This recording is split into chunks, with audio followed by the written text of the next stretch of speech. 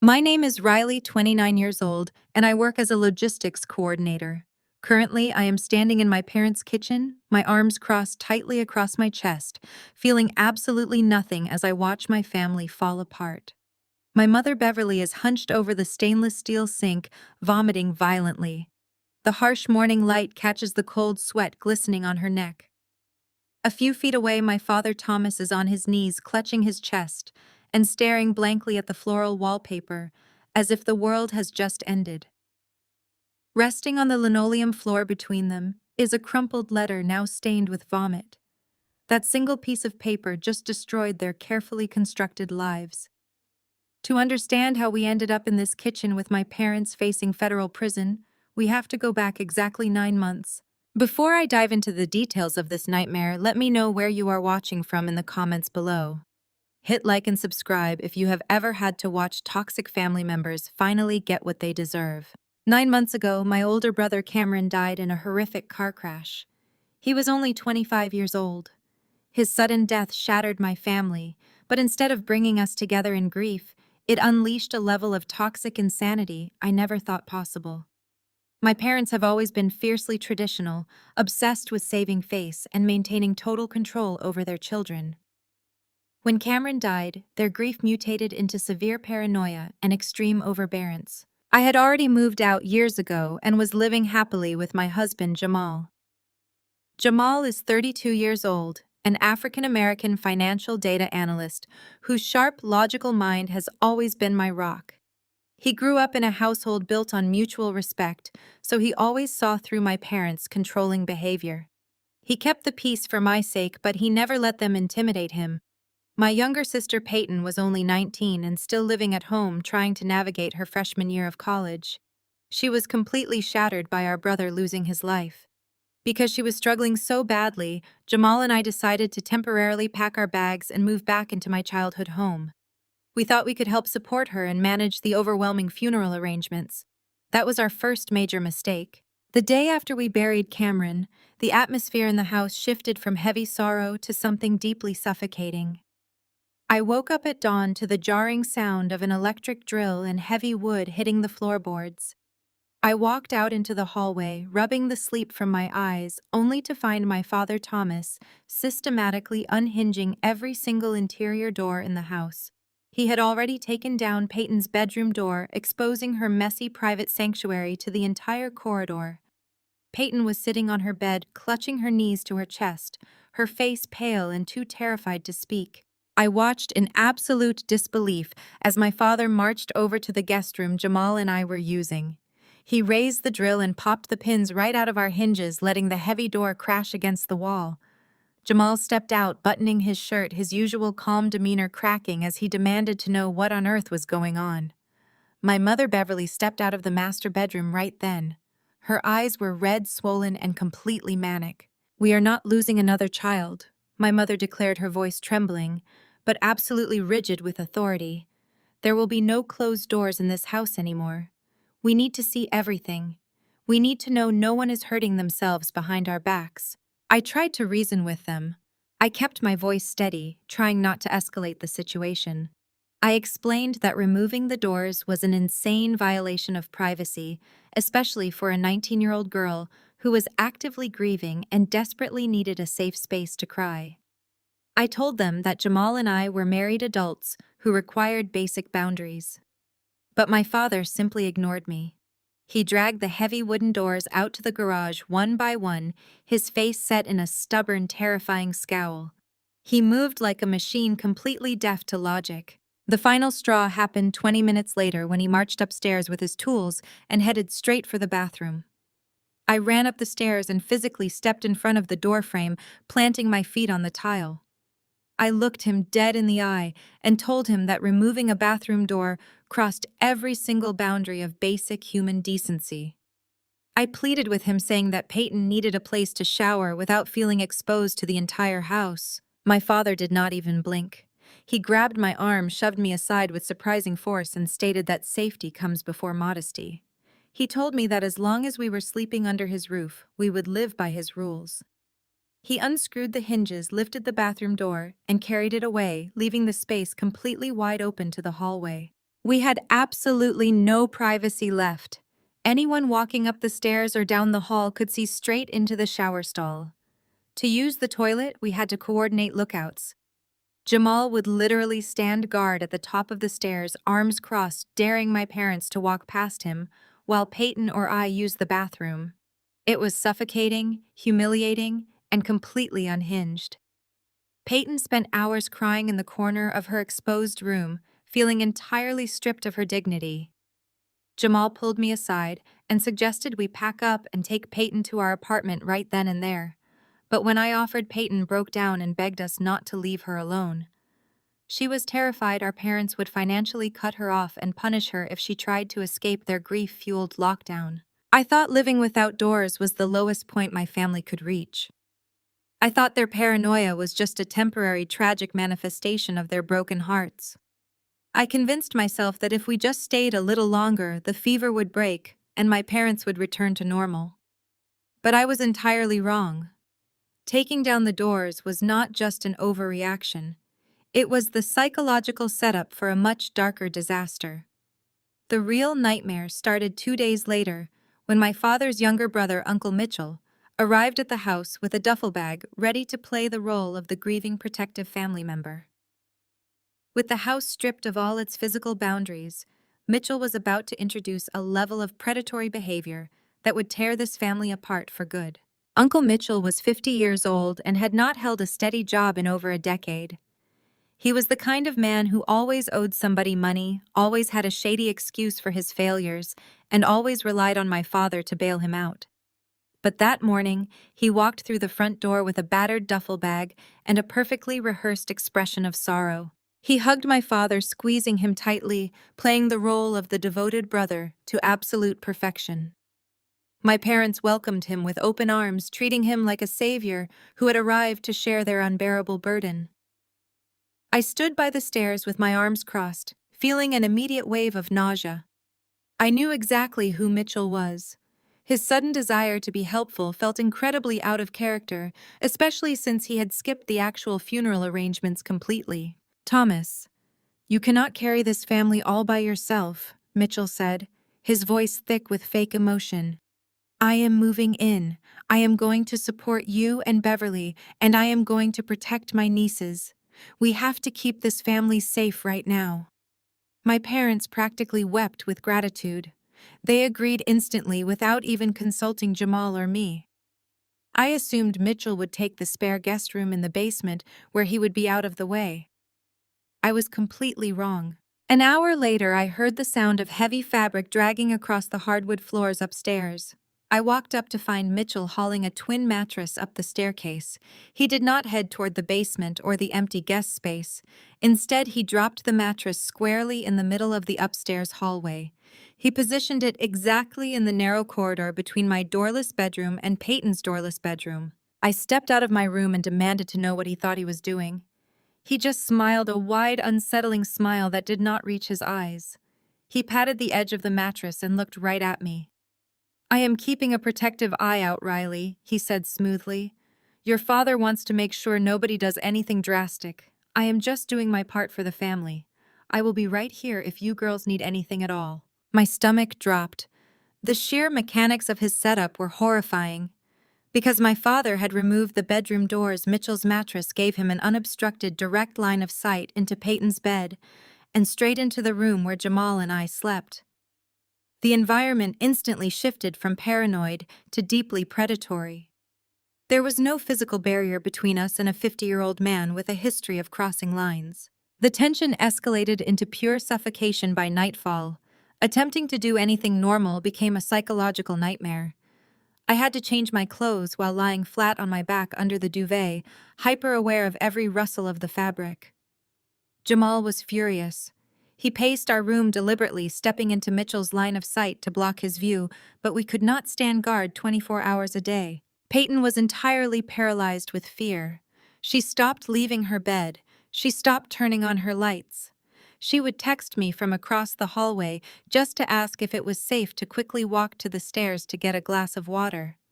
She felt like a prisoner in her own home, and every time she tried to complain to my mother, Beverly would dismiss it. My mother claimed we were being ungrateful to an uncle who sacrificed his comfort to sleep on the floor for us. Whenever I looked out into the corridor, Mitchell was there. He claimed he was standing guard, but he never seemed to actually sleep. He just lay on his back on that hallway mattress, with his hands behind his head, staring into the dark. If I shifted in my bed, his head would turn. If Peyton coughed, he would sit up and peer into her room. The air in the house grew so thick with anxiety that it became hard to breathe. He was not protecting us. He was watching us, studying our routines, mapping out exactly when we were most vulnerable. Jamal confronted my father in the kitchen the next morning, warning him that Mitchell's setup was entirely inappropriate. Jamal pointed out that grown women needed privacy, and a mattress in the hallway was crossing a massive red line. My father simply slammed his coffee mug on the counter and told Jamal to mind his own business. My dad insisted that Mitchell was his flesh and blood, and that blood meant absolute trust. We were living in a cage. Every footstep echoed. Every shadow in the hallway belonged to Mitchell. He started leaving his personal items near the threshold of our rooms. A pair of shoes just inches from Peyton's carpet. His phone charger plugged into an outlet inside my room because he claimed the hallway outlet was broken. It was a calculated territorial invasion. He was testing the waters to see how much my parents would let him get away with under the guise of grief. It was a Tuesday morning. I was walking up the staircase carrying a basket of clean laundry, my mind focused on work emails and funeral logistics. I stopped dead in my tracks halfway up the steps. Mitchell was standing perfectly still in the center of the hallway. The shower was running. Through the completely open doorframe, Peyton was washing her hair, her back turned to the corridor. Mitchell was not just glancing as he walked by. He was planted there, his arms crossed over his chest, staring openly at my 19-year-old sister. I dropped the laundry basket. The plastic hit the hardwood with a loud, sharp crack. He did not even flinch.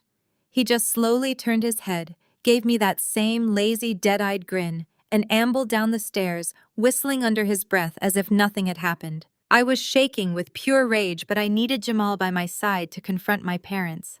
Jamal had gone into his office for a few hours to wrap up a critical financial data report. I texted him to come back to the house immediately. While I waited for him to arrive, I decided to take a quick shower to wash off the cold sweat of anxiety that had coated my skin all morning. I thought I was safe for 10 minutes.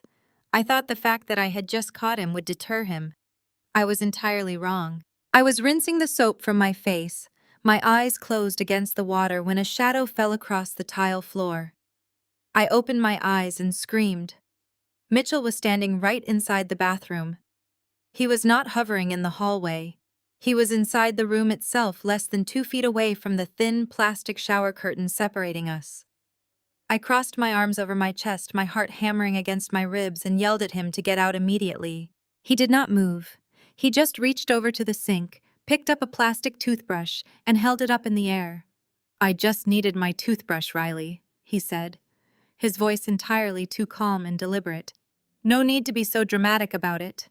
He took his time turning around and walking out. I threw on my clothes, my hands trembling with pure adrenaline and disgust. By the time I stormed downstairs, Jamal had just walked through the front door. One look at my face and his analytical professional demeanor vanished instantly, shifting into pure protective instinct. He asked me what happened, and I told him everything right there in the entryway. Jamal did not shout, but his jaw clenched, and a cold, dangerous stillness settled over him. We marched into the kitchen, where my parents were sitting at the island with Mitchell drinking coffee and eating toast as if it were a perfectly normal morning. I did not hold back. I laid it all out. I told them Mitchell was standing in the hall watching Peyton shower. I told them he just brazenly walked into the bathroom while I was naked. I pointed at Mitchell and demanded my parents throw him out of the house immediately. I expected my mother to gasp in horror. I expected my father to grab his brother by the collar and throw him onto the street. Instead, the kitchen went dead silent. My mother set her coffee mug down and looked at me with absolute unfiltered disgust. My father stood up from his stool. He did not look at his brother. He walked straight up to me. Before I could even process the movement, his hand connected with my cheek. The slap echoed sharply against the kitchen cabinets. The physical force of it sent me stumbling backward into Jamal. Jamal instantly stepped in front of me, placing his hands firmly on my father's shoulders and shoving him back with a cold, terrifying warning in his eyes. My cheek burned, but the physical pain was absolutely nothing compared to the words that came out of my father's mouth. He pointed a shaking finger at me. He is family. Family means trust. You are sick in the head to accuse your own uncle. I stood there, touching my face, realizing that the parents I knew were completely gone. They had been replaced by these delusional strangers who would rather sacrifice the safety of their daughters than admit their brother was a predator. Beverly stood up, her face flushed with rage. She pointed toward the hallway and demanded that Jamal and I leave their house forever. She told me I was a disgraceful daughter for trying to tear the family apart right after losing Cameron. She screamed at us to pack our bags and never step foot on their property again. We did not argue. You cannot reason with pure insanity. Jamal took my hand and we walked upstairs to gather our things. Peyton was standing in her doorless room sobbing uncontrollably. She had heard the slap. She had heard everything. She looked so small, so incredibly trapped in that house of horrors. Jamal quickly packed our suitcases while I went straight to Peyton. I pulled her into a tight hug. I had a cheap prepaid burner phone in my work bag that I kept for logistics emergencies when traveling for my supply chain job. I slipped it silently into Peyton's pocket, making sure Mitchell, who was hovering at the bottom of the stairs, could not see the exchange. I looked Peyton directly in the eyes, holding her trembling shoulders tightly. "I will get you out of here," I whispered. We grabbed our bags and walked out the front door, leaving my sister behind in a house with no doors and a predator waiting in the hallway. The silence of our apartment felt entirely alien after the suffocating madness of my parents' house. When Jamal and I walked through our own front door, I immediately locked the deadbolt, sliding the heavy metal chain into place with a definitive click. Having solid wood barriers between rooms was a basic human right I would never again take for granted. But the physical safety of our apartment did not bring any real peace. My mind was constantly trapped 10 miles away, pacing that doorless hallway with my 19-year-old sister. For the first 3 weeks, Peyton and I relied on a strict communication protocol, using the prepaid burner phone I had slipped into her pocket. She would text me once in the morning from the campus library, where Mitchell could not follow her, and once late at night, when she was pretending to be asleep. She told me the atmosphere at home had grown even more restrictive. My father and mother treated Mitchell like a tragic hero, praising him daily for his sacrifice while he continued his predatory surveillance.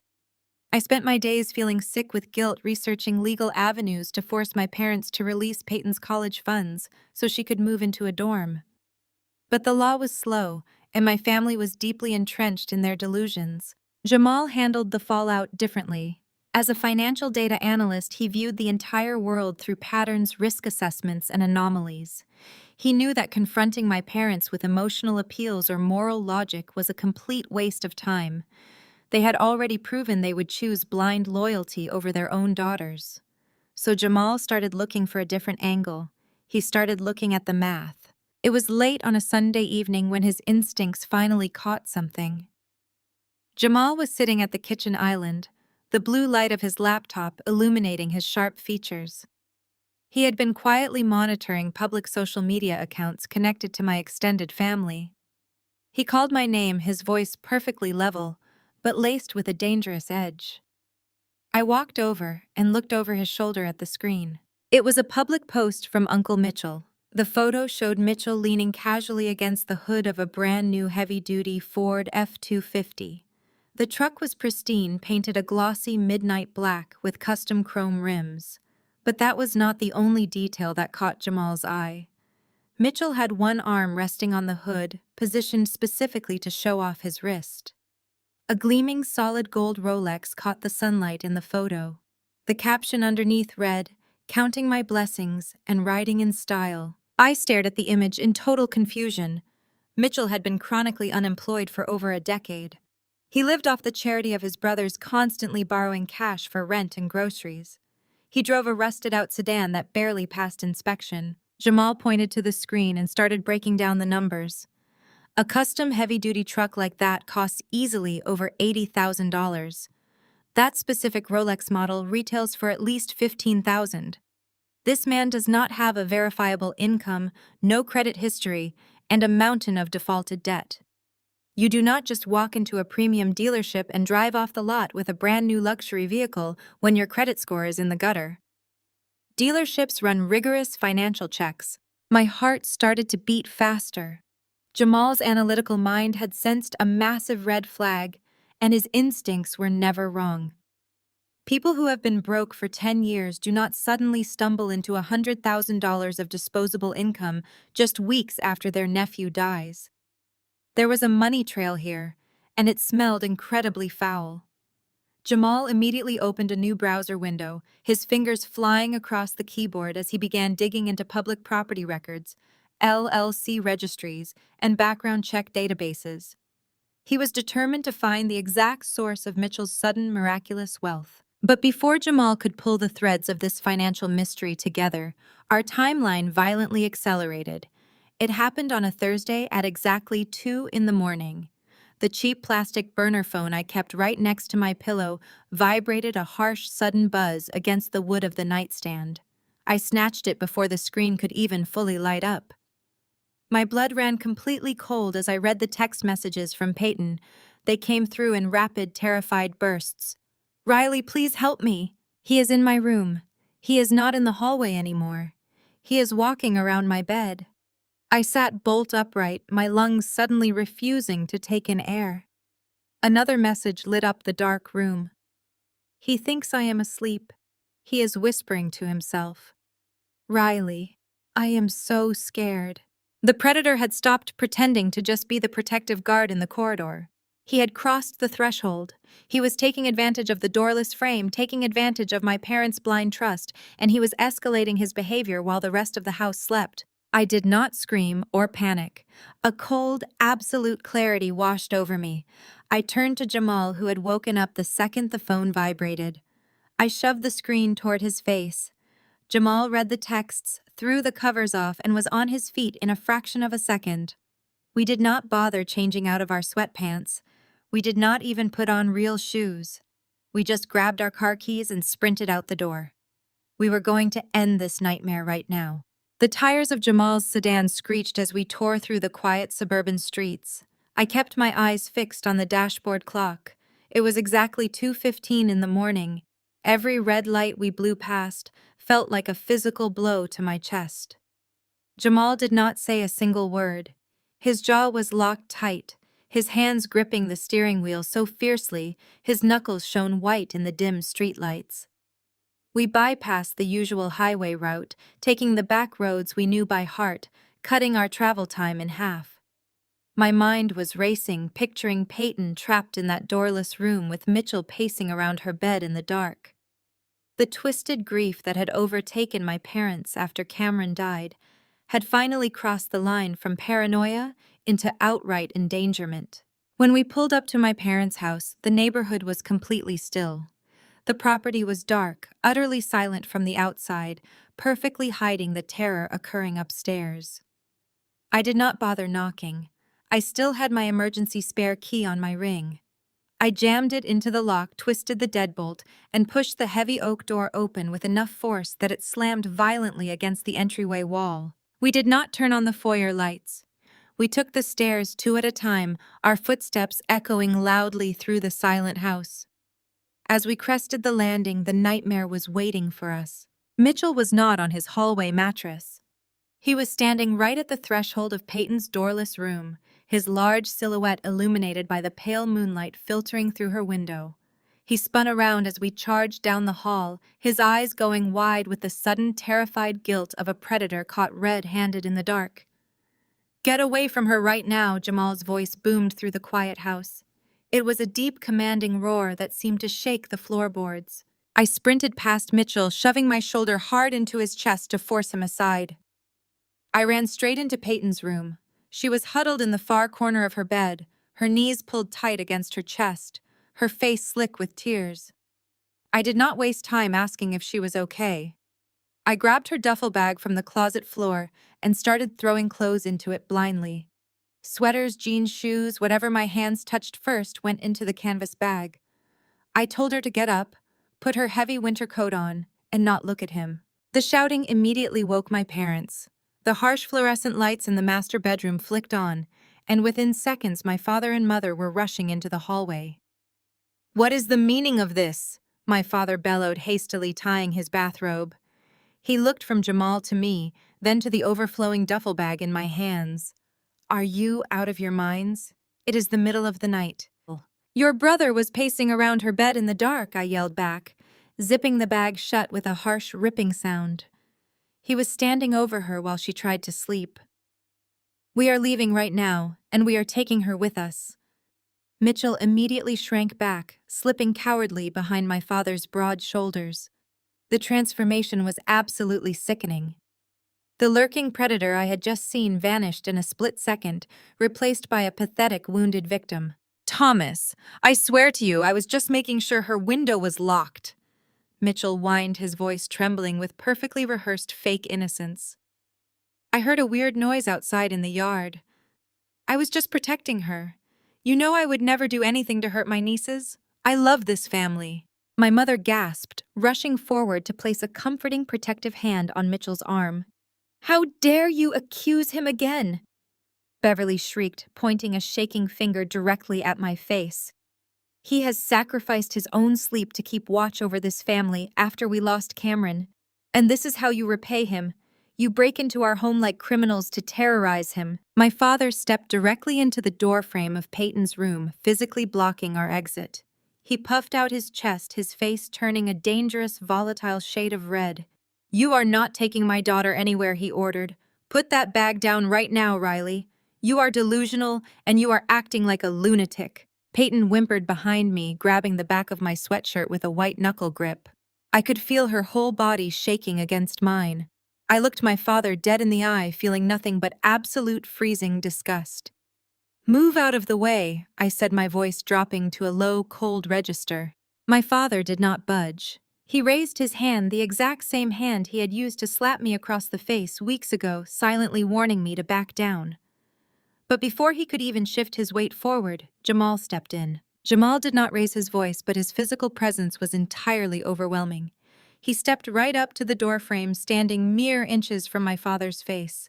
Without a second of hesitation, Jamal reached out, grabbed Mitchell by the front of his shirt where he was cowering behind my dad, and shoved him violently backward.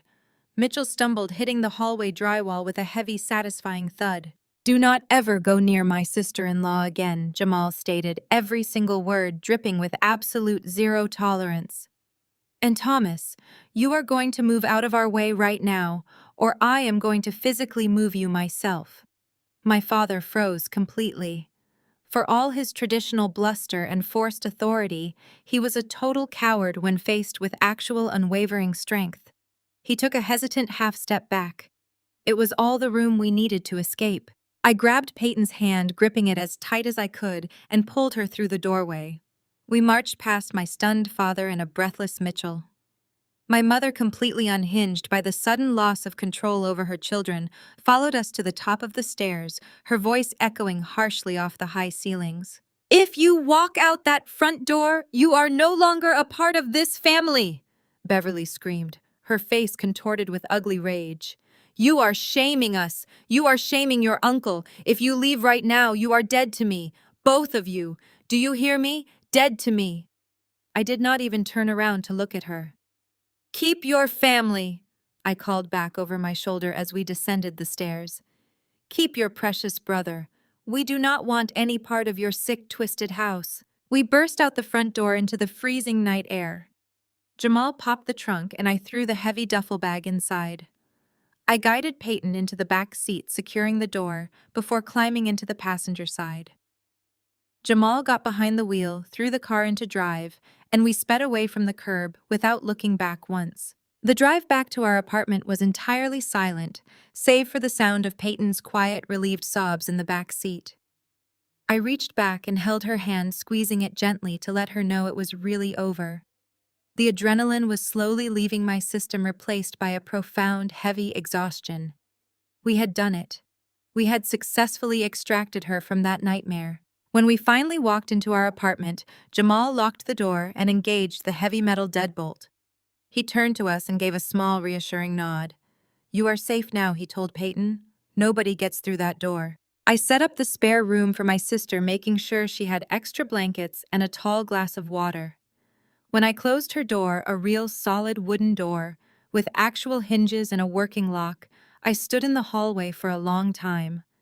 My parents had officially disowned us. They had willingly chosen a predator over their own daughters, just to protect their fragile, twisted sense of family honor. They thought kicking us out and cutting us off would ruin us. They thought we would eventually crawl back and beg for their forgiveness and financial support. They had absolutely no idea that by casting us out, they had just handed Jamal and me the complete freedom to dig into their secrets and burn their entire lives to the ground. The morning light crept into our apartment, casting long shadows across the living room floor. Peyton was finally asleep in the guest room, her body exhausted from the sheer terror of the night. Jamal and I sat at the kitchen island, clutching mugs of black coffee. The intense adrenaline that had fueled our midnight rescue mission was slowly evaporating, replaced by a cold and calculating determination. We were physically safe behind a locked, solid wooden door, but safety was no longer our only goal. We needed answers. I kept picturing that glossy black truck and the heavy gold watch Mitchell had flaunted online. Jamal was absolutely right. A chronically unemployed man with a history of unpaid debts and tax liens does not just walk into a luxury dealership and buy a vehicle worth $80,000. Dealerships require strict proof of income. They require a solid credit score. Mitchell had neither of those things. I closed my eyes and forced my mind to travel back to the darkest week of my life. I walked through the painful memories of Cameron's funeral, pushing past the grief to examine the logistics of those chaotic days.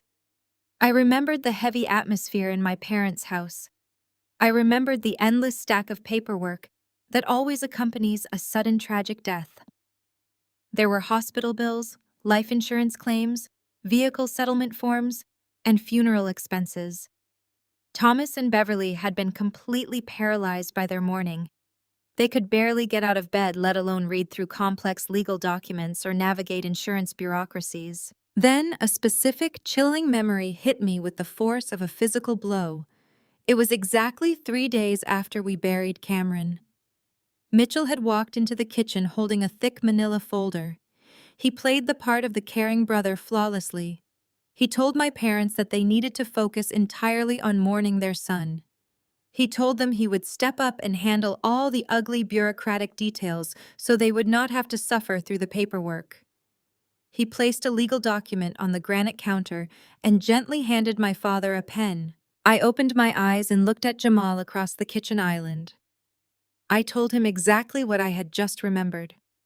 My parents had signed a broad power of attorney over to Mitchell. They gave him complete, unquestioned legal authority to act on their behalf, supposedly so he could handle Cameron's life insurance and close out my brother's estate. Jamal set his coffee mug down very slowly. His expression shifted instantly from a protective husband to a highly focused financial data analyst. A broad power of attorney is essentially a blank check, Jamal explained, his voice turning deadly serious. It means Mitchell can open accounts, close accounts, take out massive loans, and transfer assets exactly as if he were Thomas or Beverly. They practically handed him the keys to their entire financial kingdom. Jamal did not waste another second. He stood up, walked over to his home office desk, and booted up his dual monitor setup. This was his territory. For the next 4 hours, the only sound in the apartment was the rapid, rhythmic clicking of Jamal's keyboard.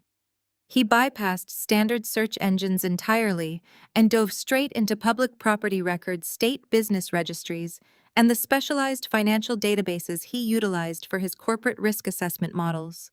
He was hunting for Mitchell's digital footprint. I pulled up a chair and sat beside him, watching endless rows of data scroll across the bright screens. Jamal was incredibly meticulous. He cross-referenced Mitchell's known past addresses, his previous bankruptcy filings, and his outstanding liens. For a man who had claimed to have absolutely nothing just a few months ago, Mitchell had suddenly become remarkably active in the financial sector. Around noon, Jamal stopped typing. He leaned much closer to the monitor, his dark eyes narrowing as he zeroed in on a specific document filed with the state. He found it. Just 3 weeks after Cameron's funeral, Mitchell had officially registered a brand new limited liability company. It was a corporate shell company set up with a vague business description regarding consulting services, and it was registered to a simple commercial mailbox located downtown. This is exactly how he bought the truck, Jamal stated, pointing firmly to the registration date on the screen. He used this newly formed LLC to purchase the luxury vehicle under a corporate account. Doing it this way shields his terrible personal credit and hides the asset behind a business name. But establishing a corporate entity and making a purchase of that magnitude requires significant upfront capital. The dealership would have demanded a massive cash down payment to even consider the financing. The immediate question was where that initial seed money came from. The most obvious logical answer was that Mitchell had used the power of attorney to quietly drain my parents' retirement savings accounts, or that he had siphoned off the bulk of Cameron's life insurance payout. Jamal ran a quick trace on the public property records associated with my parents' home. They had owned the house outright for years with no mortgage. Jamal checked for any recent massive transfers or public declarations of new liens that would match the timeline of the truck purchase. But as Jamal dug much deeper into the public financial filings associated with the new LLC, the narrative began to twist into something completely unexpected. The initial capital funding the shell company did not originate from Thomas and Beverly. Jamal tracked the routing patterns and the credit approvals tied to the dealership purchase. The money was absolutely not coming from my parents' retirement funds or their checking accounts. Jamal sat back in his office chair, a look of absolute bewilderment crossing his features. He rubbed his temples and stared hard at the data streams cascading down his monitor. The money trail was completely wrong. Mitchell was pulling massive amounts of capital to fund his new lavish lifestyle, but that capital was not coming from the living members of my family. Riley, Jamal said, his voice dropping to a tense, quiet whisper. You really need to look at this. The financial approval for this LLC funding and the credit line for that luxury truck did not come from Thomas. It did not come from Beverly either. The initial deposits came from a completely different source. I leaned over his broad shoulders, my eyes scanning the financial approval documents displayed clearly on the bright screen. My heart began to pound a frantic, terrifying rhythm against my ribs as I read the name listed as the primary financial backer for Mitchell's new company.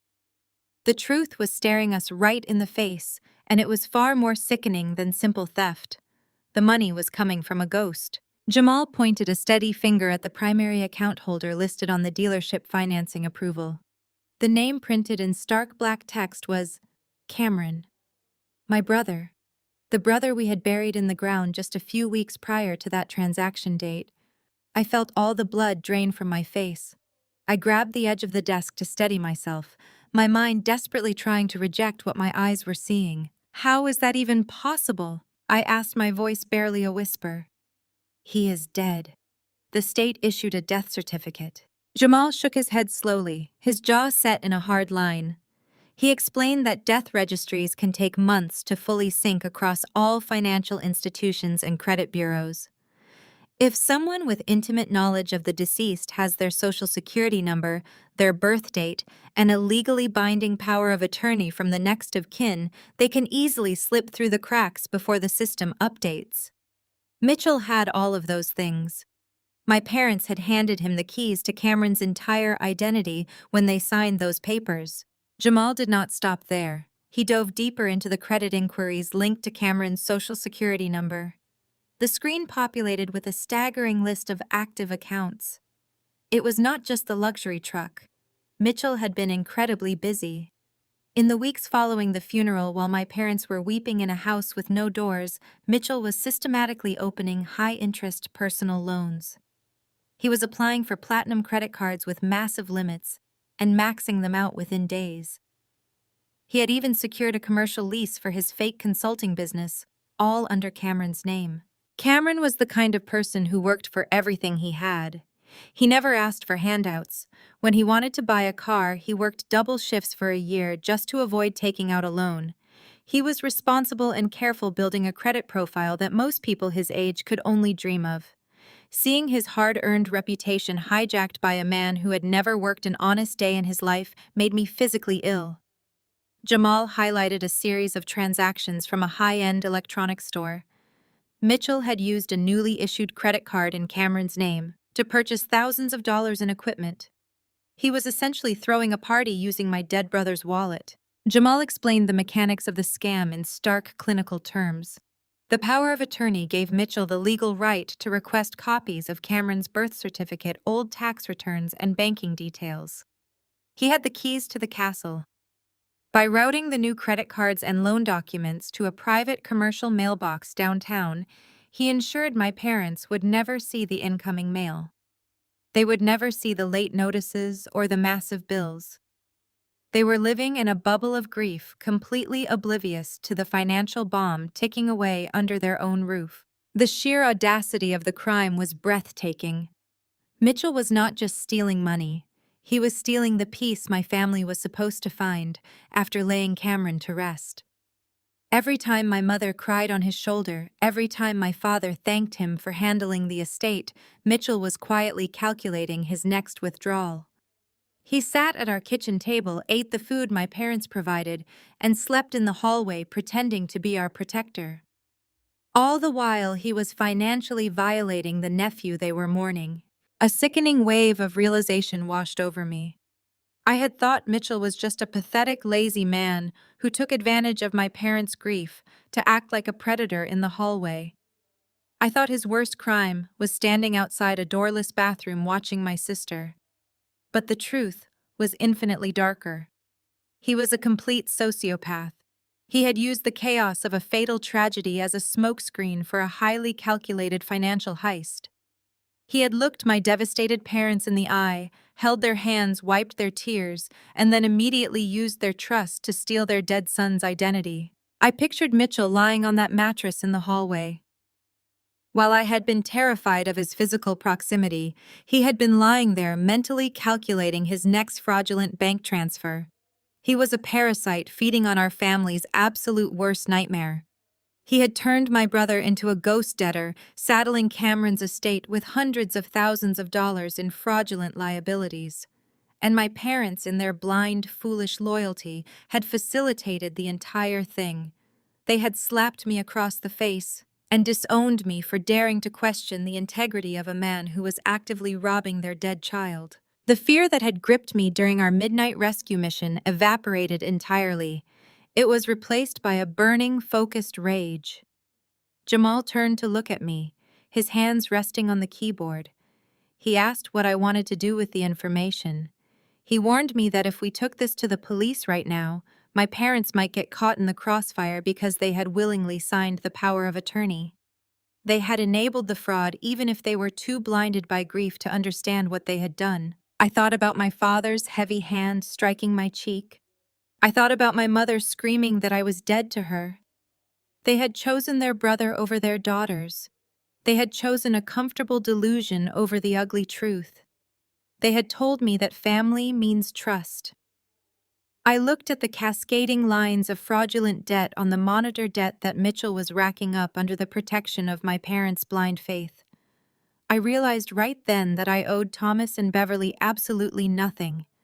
I was not going to play the role of the dutiful daughter desperately trying to save them from their own terrible choices. I leaned heavily against the desk, letting the reality of the situation sink into my bones. The disgust I felt was a physical weight.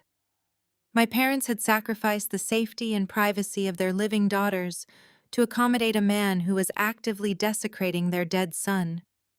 My father had slapped me for accusing Mitchell of being a creep, fiercely defending the honor of a man who possessed no honor at all.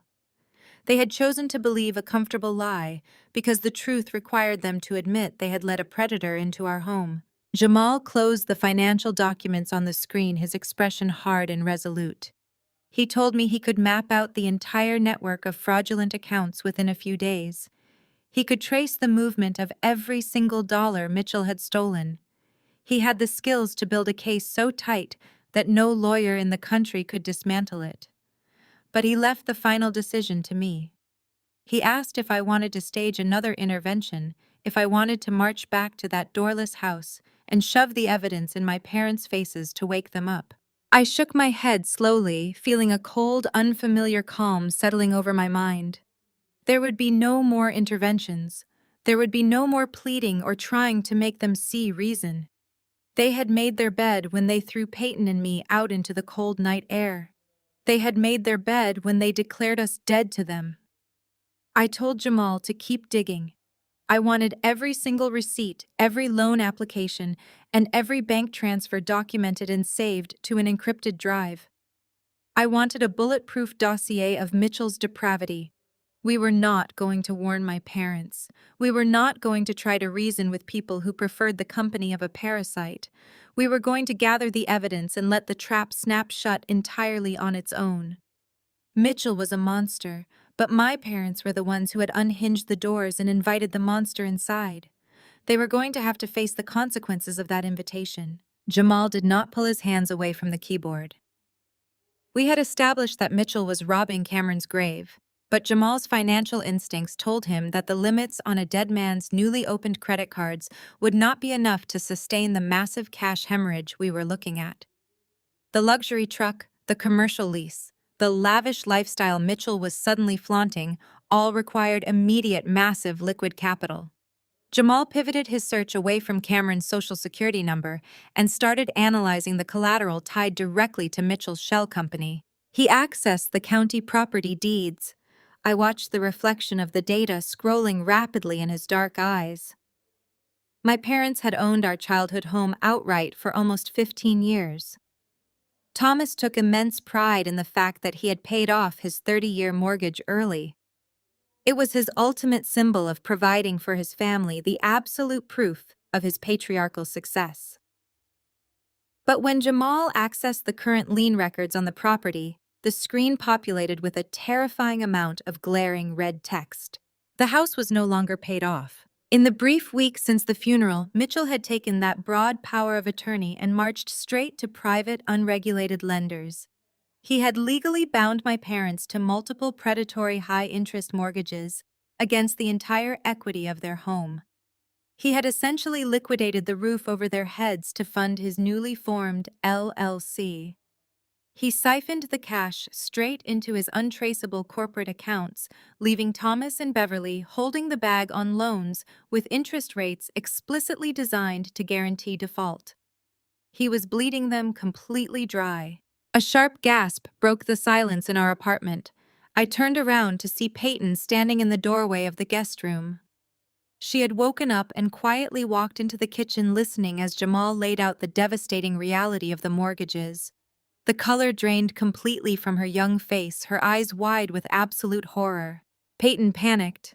She started hyperventilating, her hands shaking violently as she reached into her sweatpants pocket for the prepaid burner phone I had given her. "Riley, they are going to lose the house," she stammered, her voice pitching upward in pure terror. "We have to call them. We have to tell Dad what Mitchell is doing right now. If we call them tonight, maybe they can freeze the accounts. Maybe they can stop him before the bank takes everything." She had the dial pad open, her trembling thumb hovering over the numbers, ready to punch in our mother's contact. I stepped forward and wrapped my hand firmly around her wrist. I gently but forcefully pulled the phone away from her grip. I looked at my younger sister, feeling an absolute freezing calm wash over my entire body. I told her no. We are not calling them. We are not warning them. We are... Peyton stared at me as if I had lost my mind. "But they are going to be homeless," she whispered, hot tears welling in her eyes and spilling over her cheeks. The phantom sting of my father's heavy hand striking my face flared to life. I could feel the exact spot where his knuckles had connected with my skin. I could hear the absolute conviction in his voice when he shoved me aside to protect his brother, preferring to call his own daughter sick in the head rather than face the truth. I repeated his exact words to Peyton, my voice completely devoid of any warmth. "He is family. Family means trust." I kept my grip on her wrist, forcing her to look at me and process the brutal reality of our situation. I explained to Peyton that our parents made a deliberate choice. When we warned them about a predator violating our basic safety, when we begged them for protection in our own home, they chose to protect the predator. They handed Mitchell their blind loyalty, and in doing so, they willingly handed him the legal authority to destroy their lives. If we called them now, I explained, they would not believe us. They would accuse us of being vindictive, jealous daughters trying to ruin their grieving process.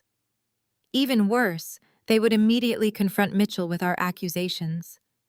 They would warn him, giving him the perfect window to cover his tracks, transfer the funds to offshore accounts, or simply flee the country before the authorities could ever catch him. I looked deep into Peyton's tearful eyes and made the most ruthlessly cold decision of my life. I told her we were going to let them reap the exact harvest of their blind loyalty.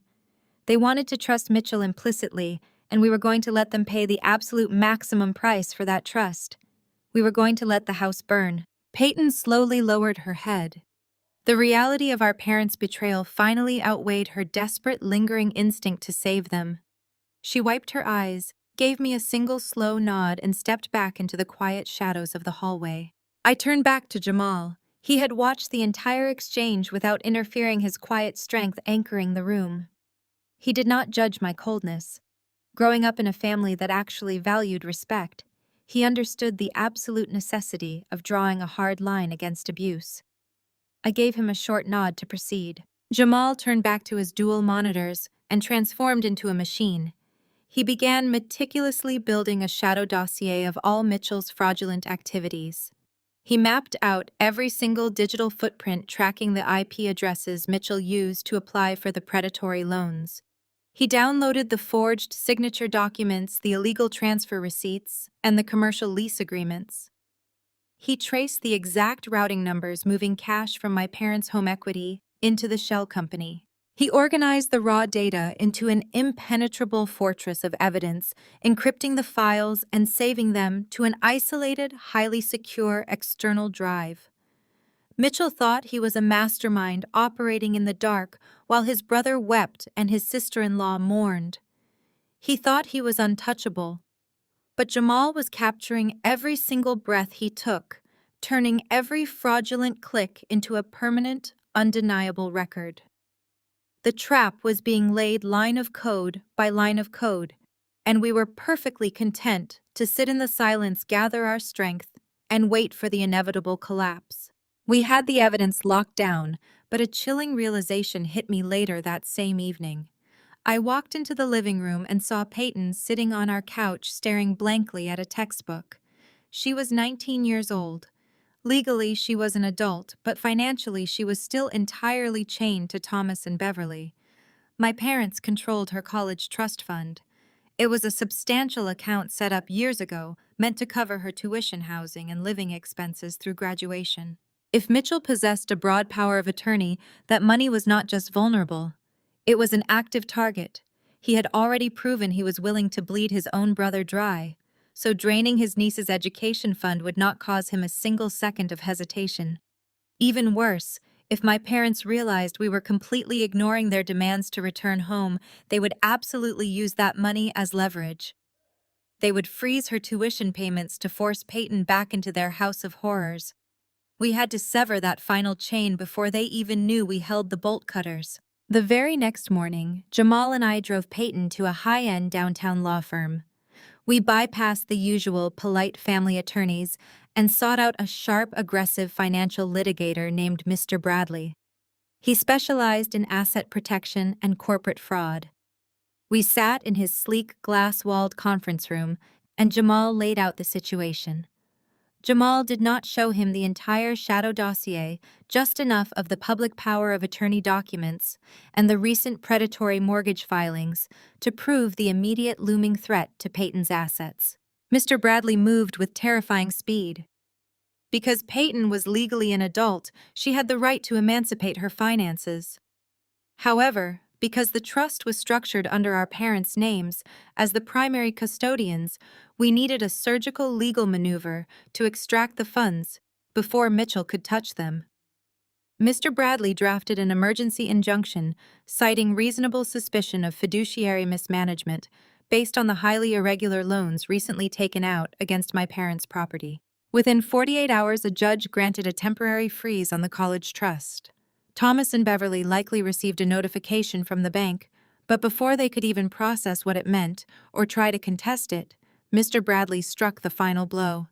Using Jamal's meticulously documented proof of Mitchell's unauthorized erratic withdrawals from other linked accounts, the lawyer successfully petitioned the court to completely transfer Peyton's entire college fund. The money was moved into a newly established, entirely isolated account.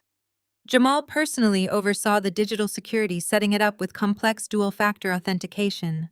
He completely locked out my parents, their predatory brother, and anyone else tied to their address. Peyton's future was finally secured behind an impenetrable financial wall. When the final bank transfer cleared and the confirmation email hit her inbox, Peyton collapsed into my arms weeping. It was not out of fear or sadness. It was out of pure, unadulterated relief. She was completely free. My parents had zero leverage left. They could not threaten her education. They could not force her to return to that doorless house, and they could not use her as a pawn to control me. With Peyton fully protected and Jamal's encrypted drive of evidence safely locked in a fireproof safe, we initiated the final phase of our strategy. Absolute radio silence. We changed our phone numbers. We blocked Thomas and Beverly's email addresses. We instructed our apartment building security to deny entry to anyone matching my parents' or Mitchell's descriptions, providing them with clear photographs. We went completely, utterly silent. We did not leave a forwarding address, and we told Peyton's university administration that under no circumstances were her parents allowed access to her dorm or her academic records. The psychology of waiting is a strange thing. Days turned into weeks, and weeks slowly morphed into months. At first, the silence felt heavy, almost expectant, as if we were waiting for a storm to shatter our windows. But Jamal kept me grounded. He reminded me daily that financial crimes of this magnitude have an absolute, unavoidable expiration date. Mitchell was burning through stolen cash at an entirely unsustainable rate. Predatory mortgages have brutal, unforgiving repayment schedules. Eventually, the unregulated lenders would come knocking, and there would be absolutely no money left in my parents' accounts to pay them. So we just lived our lives. Jamal went to work and continued to excel as a data analyst. Peyton attended her university classes, her grades improving dramatically now that she was sleeping in a safe room with a solid locked door. I focused on my logistics career, securing a major promotion that required all my attention. We built our own safe haven entirely detached from the impending disaster brewing 10 miles away. We knew it was not a matter of if the bomb would drop on Thomas and Beverly, but exactly when. They had chosen to live in a house of mirrors, blinded by toxic loyalty and entirely manipulated by a parasite. We were perfectly content to let the silence stretch out, focusing on our own happiness, simply waiting for the inevitable explosion to finally arrive. 9 months passed since the day we buried Cameron. For 9 months, Jamal, Peyton, and I lived in our own protected sanctuary, completely insulated from the ticking time bomb we left behind. We did not check on my parents. We did not monitor their social media. We simply waited. The mathematical certainty of financial ruin is that it never arrives quietly. It always hits like a freight train. It was a Tuesday evening when the silence finally shattered. I was standing in my kitchen preparing dinner with Jamal when my cell phone began to vibrate violently against the granite countertop. I looked at the caller ID. It was Beverly. She had bypassed her blocked number by calling from a neighbor's phone. I almost let it ring out, but a cold, clinical curiosity took over. I pressed answer and put it on speaker. The sound that came through the speaker was not a voice. It was a high-pitched, guttural wail. "Riley, please," my mother sobbed, her words barely intelligible between violent, hyperventilating gasps. "You have to come. You have to come to the house right now. He took everything." "Oh my God, he took it all. The bank is taking the house." She dropped the phone. I could hear it clatter against the floor on her end, followed by the sound of my father groaning in the background. I looked at Jamal. He simply reached over, turned off the stove, and grabbed his car keys. We did not speed this time. There was no midnight panic, no desperate rush to save anyone. We drove the 10 miles to my childhood home in complete, serene silence. When we arrived, the front door was hanging wide open. The house was dead quiet except for a horrible, wretched sound coming from the kitchen. We walked through the entryway and stepped into the exact scene that had been playing out in my mind for months. Resting on the linoleum floor right between the two of them was a crumpled stack of thick legal papers. The top page was stained with fresh vomit. I leaned against the kitchen doorframe, crossing my arms over my chest. I felt absolutely no pity. I felt no urge to comfort the woman throwing up in the sink or the man having a panic attack on the floor. Jamal stepped forward, his expression completely unreadable. He carefully reached down, avoiding the mess, and picked up the crumpled documents. He adjusted his posture, scanning the dense legal text with the rapid, precise efficiency of a financial data analyst. He did not ask my parents what happened. He simply read the reality of their situation aloud to the room. It is a notice of default. From the primary mortgage lender, Jamal stated, his voice flat and clinical, cutting through the sound of my mother's sobbing, followed by a federal subpoena from the United States District Court. My father let out a pathetic, wounded sound, burying his face in his trembling hands. Jamal continued flipping through the stained pages, detailing the exact anatomy of their destruction. Uncle Mitchell had executed his exit strategy flawlessly. Using the broad power of attorney my parents had so willingly signed, he had secured a massive unregulated loan against the fully paid equity of the house. He had successfully liquidated $1.5 million. He transferred the funds through a complex web of offshore accounts, tied to his shell company, emptied them, and completely vanished without a single trace. But the missing money was not even the worst part. Because Mitchell had utilized their legal authorization to commit massive credit fraud under Cameron's stolen identity, the federal government was not treating my parents as victims. They were treating them as active co-conspirators. "You signed the legal authorizations," Jamal explained to my father, showing absolutely zero emotion. "The bank holds you entirely responsible for the defaulted $1.5 million. The house is going into immediate foreclosure. And because the initial fraud was perpetrated using a deceased person's social security number, the feds are preparing to indict you both for conspiracy to commit wire fraud and post-mortem identity theft." My mother slid down the front of the kitchen cabinets, collapsing onto the floor next to my father. She pulled her knees to her chest, rocking back and forth, chanting that it was a mistake and that Mitchell would never do this to his own brother. She was still trapped in her delusion, still desperately trying to protect the phantom image of the man who had just destroyed her life. My father, however, understood the finality of Jamal's words. The sheer gravity of federal prison broke whatever remained of his pride. He scrambled across the linoleum, crawling on his hands and knees until he reached Jamal's feet. He looked up at my husband, tears streaming down his red, aged face. "Jamal, please," my father begged, his voice cracking into a pathetic, desperate whine. "You work in finance. You have savings. You and Riley make good money. You have to help us hire defense lawyers. We cannot go to federal prison. We will lose everything. Please, Jamal, you have to bail us out." I watched the man who had ordered my husband out of his house, the man who had called us sick in the head, currently begging for his financial salvation from his knees. Jamal looked down at my father. He did not step back. He did not show an ounce of hesitation. He just stared at the broken man on the floor with eyes as cold as absolute zero. "You told us that family means trust," Thomas Jamal said, his voice echoing with brutal, quiet finality. "You told us to trust your brother, so trust him to fix this. We are not spending a single cent to save you from a fire you started yourselves." The silence in the kitchen lasted only a few seconds before my mother's desperation mutated into pure venom. She pushed herself up from the floor, wiping her mouth with the back of her trembling hand. Her face, previously pale with terror, flushed with a sudden, ugly rage. She pointed a shaking finger directly at Jamal, and then at me. She screamed that we had orchestrated this entire disaster. She yelled that we must have known what Mitchell was doing, and that we deliberately sat back and watched them lose everything just to punish them. "You malicious, ungrateful children!" she shrieked, her voice bouncing off the bare door frames. "You let him destroy us. You let him steal from your own family." I did not raise my voice. I did not need to. I simply walked over to the kitchen island, looking down at her with absolute disgust. I reminded her of the exact date 9 months ago, when I stood in this very kitchen and begged her to protect Peyton. I reminded her of the exact moment my father struck me across the face while she watched and nodded in approval.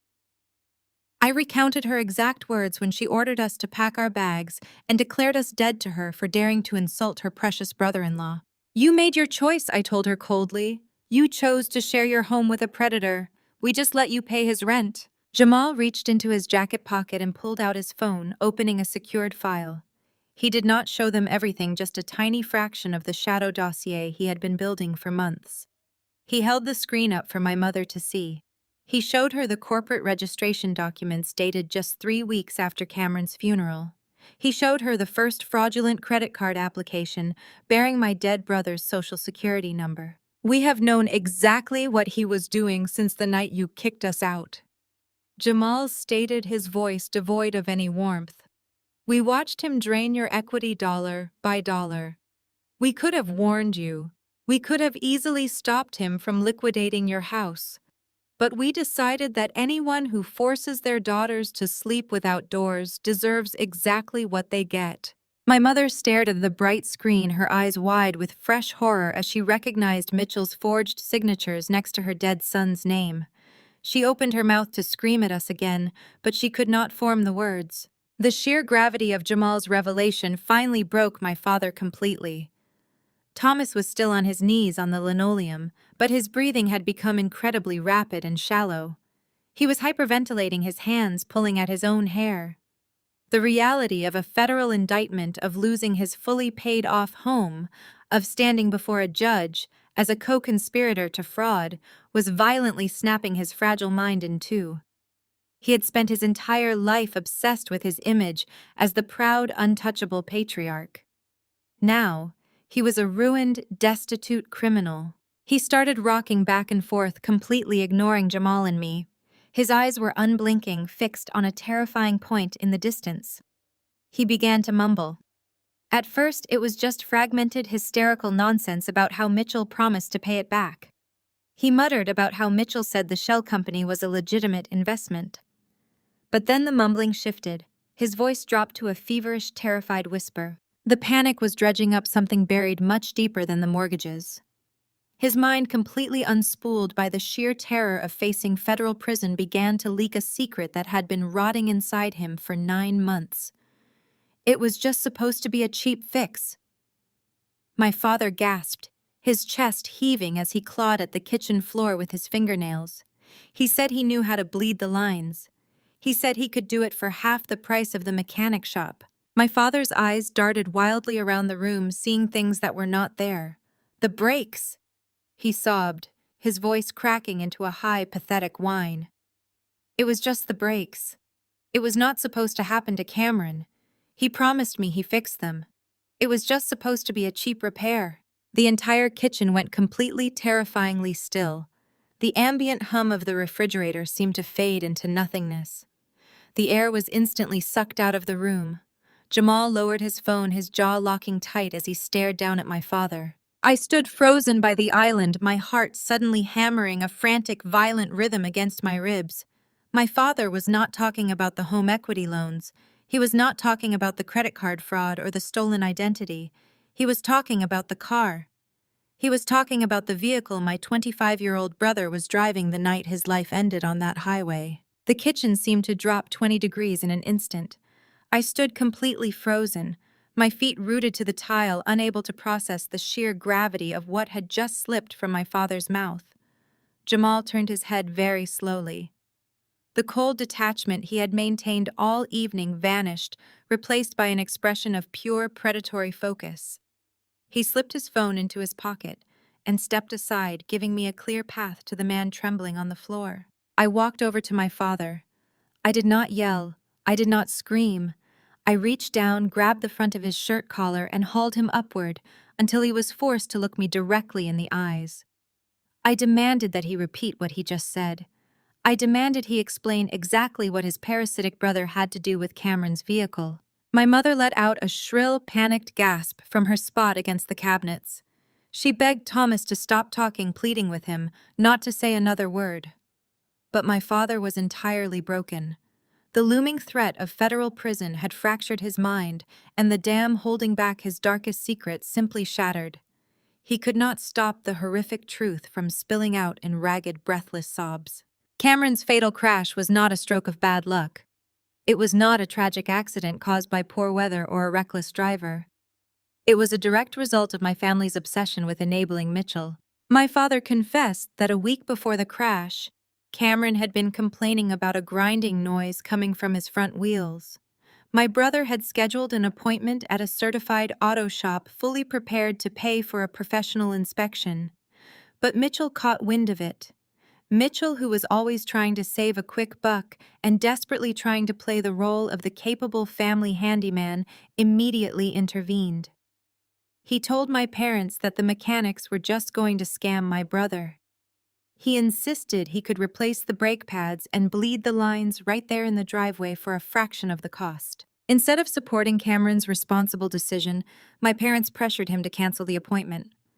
They used the same twisted logic they always used. They told Cameron that Mitchell needed a win. They told him it was important to let his uncle feel useful and that family should always rely on family. Cameron reluctantly handed over his keys, trusting his parents' judgment. Mitchell spent an afternoon working on the car. My father sobbed as he admitted that Mitchell had no idea what he was doing. He used the cheapest, incorrect parts he could find to pocket the rest of the cash my parents had given him for the repair. He botched the job entirely. He stripped the threading on the primary brake lines and failed to secure the fluid valves. When he handed the keys back to my 25-year-old brother, Mitchell smiled and assured everyone the vehicle was in perfect condition. 2 days later, Cameron was driving on the interstate. When traffic suddenly halted ahead of him, he slammed his foot against the pedal. The brakes completely and instantly failed. He had absolutely no control as his car slammed into the concrete median at highway speeds. I released my grip on my father's shirt, my hands shaking with a blinding, suffocating rage. The pieces of the nightmare were clicking into place with sickening precision. My brother had been sacrificed just so my parents could appease a useless, lazy man's ego. But the confession did not end there. My father, gasping for air on the kitchen floor, revealed the final damning detail. In the immediate aftermath of the crash, the police did not view it as a simple accident. The collision investigators had heavily suspected gross negligence or outright foul play. The forensic analysts at the scene had examined the wreckage and quickly determined that the brake lines had been recently and improperly tampered with. It was an obvious catastrophic mechanical failure caused by direct human error. The authorities informed my parents that they were actively preparing to launch a full criminal investigation. They were going to pull the service records to see who signed off on the maintenance. They were going to find out exactly who touched that car last. The police were preparing to look directly at Uncle Mitchell. The air in the kitchen grew incredibly thin. The revelation that the police had been closing in on Mitchell should have been the moment my parents demanded justice for their son. Instead, my father, still trembling on the floor, admitted the absolute unthinkable. When the collision investigators started asking for the vehicle maintenance logs, Thomas panicked. He did not panic for Cameron. He panicked for the family name. The thought of the local news broadcasting that his own brother was going to prison for vehicular manslaughter was a scandal he simply could not stomach. So Thomas opened his wallet. He reached out to a private investigator he retained for his corporate business, a man with deep corrupt ties to the local police precinct. My father sat on the kitchen floor and sobbed as he confessed to paying an exorbitant cash bribe to have the preliminary forensic report quietly altered. He bought a lie. He paid to have the severed brake lines officially documented as a spontaneous, unavoidable mechanical failure. An act of God, rather than an act of gross negligence. My mother, who was still slumped against the lower cabinets, did not deny a single word. In fact, she tearfully agreed. She confessed that they had made the decision together sitting at the dining room table mere hours after identifying my brother's body at the morgue. They actively chose to bury the truth. They looked at the man who had caused the brutal death of their 25-year-old son, and they chose to protect him. They sacrificed Cameron's justice just to shield Mitchell from a prison sentence. Jamal took a physical step back from my parents as if they were suddenly radioactive. The cold, analytical detachment he had maintained all evening completely vanished, replaced by an expression of pure, unadulterated revulsion. We had spent the last 9 months meticulously tracking stolen money and predatory mortgages. We thought we were dealing with a greedy, opportunistic parasite and two foolishly loyal enablers. We never imagined for a single second that we were standing in a room with accomplices to manslaughter. The loyalty my parents harbored for Mitchell was not just misguided, it was a deadly calculated cover-up. I let go of my father's shirt collar and stepped back. My hands were completely numb. I looked around the kitchen, my eyes trailing past the island and landing on the empty doorframe that led into the main hallway. I stared at the bare hinges where a solid wooden door used to hang. Then the final, horrifying piece of the puzzle snapped into place with crystal clarity. The missing doors. The suffocating manic paranoia that consumed this house the day after the funeral. The absolute refusal to allow anyone a single ounce of privacy. It had absolutely nothing to do with grief. It was never about ensuring that Peyton or I did not harm ourselves in our sorrow. It was a manifestation of pure, crippling paranoid guilt. Thomas and Beverly had sold their son's justice to protect his killer. The psychological weight of that treason had completely fractured their minds. They unhinged every door in the house because their own subconscious was terrified of what was lurking in the shadows of their decisions. They stripped away our physical boundaries because they had already stripped away their own moral boundaries. They had allowed Mitchell to drag his mattress into the upstairs hallway. They had allowed him to sleep directly between my younger sister and me, not for protection, but because they were living in a constant subconscious state of terror. They knew exactly what kind of monster they had invited into our home. They knew he was capable of costing a family member their life to save a quick buck.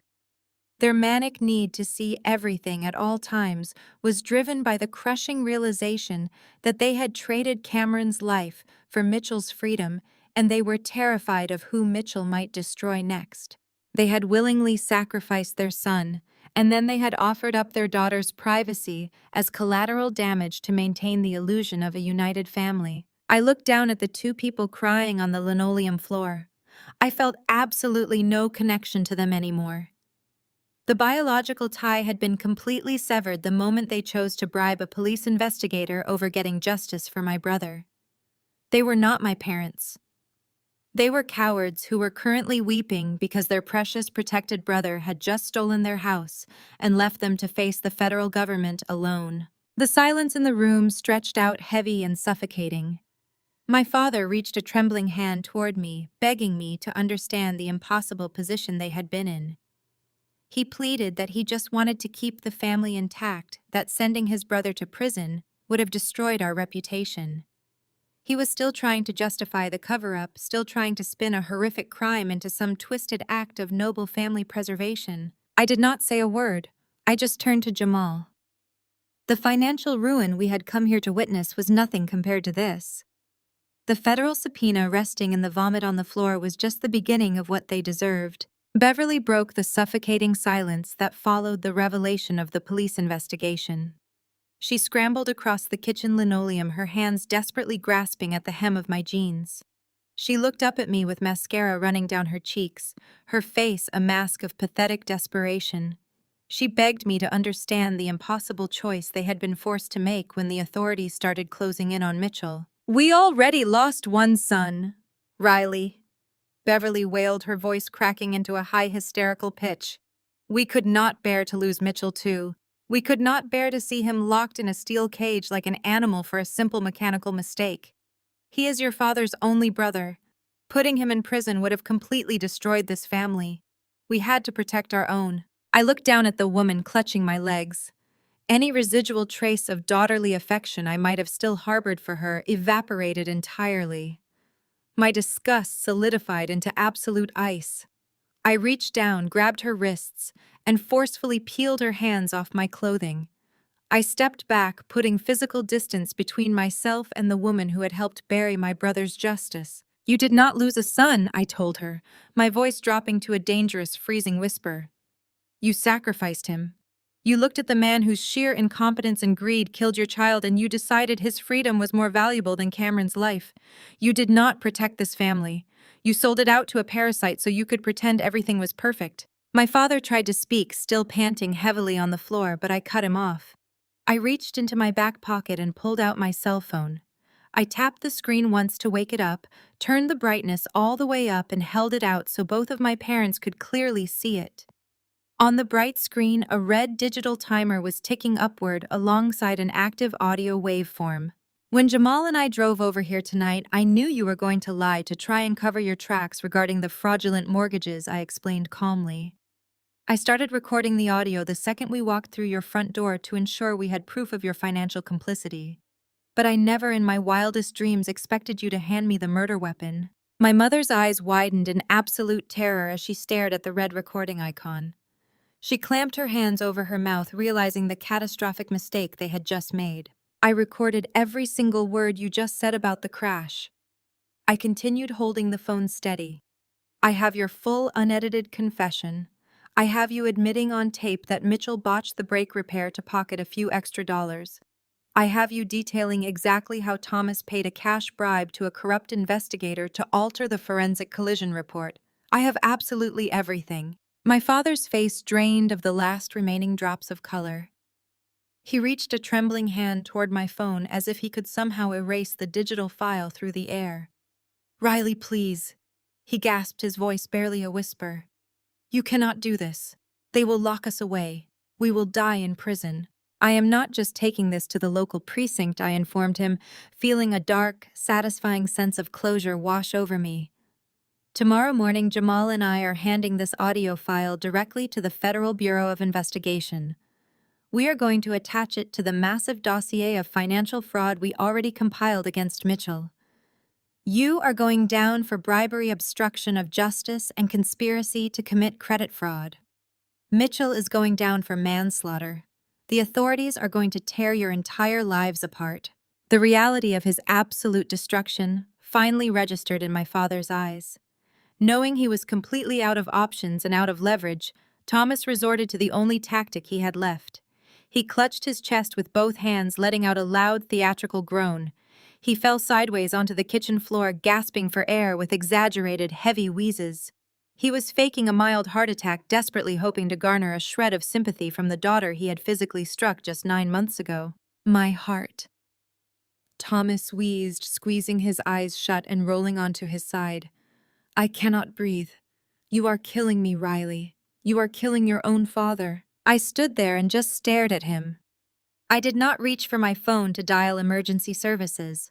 Jamal did not flinch or rush to his aid. We both knew it was a pathetic, desperate performance from a man who had entirely run out of moves. The authoritarian patriarch who used to terrorize this household was reduced to playing pretend on a dirty kitchen floor. Beverly threw herself over my father's chest, shielding him with her body as if I were about to strike him. She looked up at me, her face contorted with a hideous, feral rage. "You are a monster!" she screamed at the top of her lungs, her voice echoing violently off the kitchen walls. "You are a cold-blooded snake. You are destroying your own flesh and blood. You are no daughter of mine. No." I looked down at the two pathetic figures writhing on the floor of the house they were about to lose. I felt incredibly light, as if a massive, suffocating weight had just been lifted from my shoulders permanently. "You are right," I told her quietly. "I am not your daughter anymore. I stopped being your daughter the day you chose Mitchell over my safety and Cameron's life." I did not say another word. There was absolutely nothing left to discuss. Jamal reached out and took my hand, his grip warm and solidly reassuring. Without sparing my parents another glance, we turned around. We stepped right over the vomit-stained federal subpoena resting on the linoleum floor, completely ignoring the theatrical groans still coming from my father. We walked out the front door, passing through the bare door frames one last time, and stepped out into the cool night air. We walked to our car and drove away, leaving Thomas and Beverly to burn in the horrific, inescapable hell they had built entirely by themselves. We drove away from that house in complete silence. I did not look back in the rearview mirror. The cool night air rushing through the car windows felt like breathing for the very first time in my entire life. Jamal kept one hand on the steering wheel and rested his other hand firmly on my knee. The toxic loyalty that had suffocated my family for decades was finally in the rearview mirror, and now it was time to let the authorities handle the rest. The very next morning, Jamal sat down at his dual monitors with a fresh cup of coffee. He took the audio file from my phone, the one containing my parents' tearful, panicked confession about bribed police investigators and cut brake lines. He embedded it directly into the master folder. He categorized the wire fraud, the forged signatures, the illegal property liens, and the post-mortem identity theft. He packaged it all into an airtight, undeniable digital dossier. He did not leave a single stone unturned.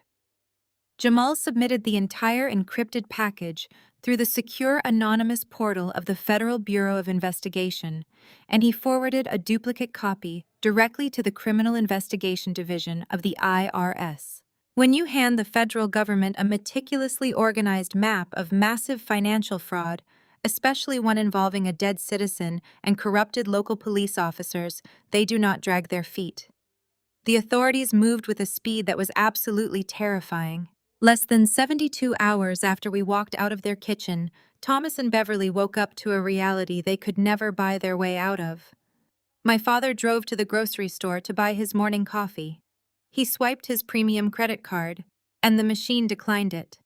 He tried his debit card, and it was also declined. He pulled out his phone in a panic to check his online banking app, only to find that his login credentials had been completely revoked. The federal government had swooped in overnight. They cast a massive net over Thomas and Beverly, immediately freezing every single account tied to their names. Their joint checking accounts, their meager remaining emergency funds, and even my father's corporate pension were placed under strict federal holds. The authorities locked down every single cent they had, pending a massive multi-agency investigation for bribery, obstruction of justice, and conspiracy to commit wire fraud. My parents were completely cut off from the world. They had absolutely zero access to liquid cash.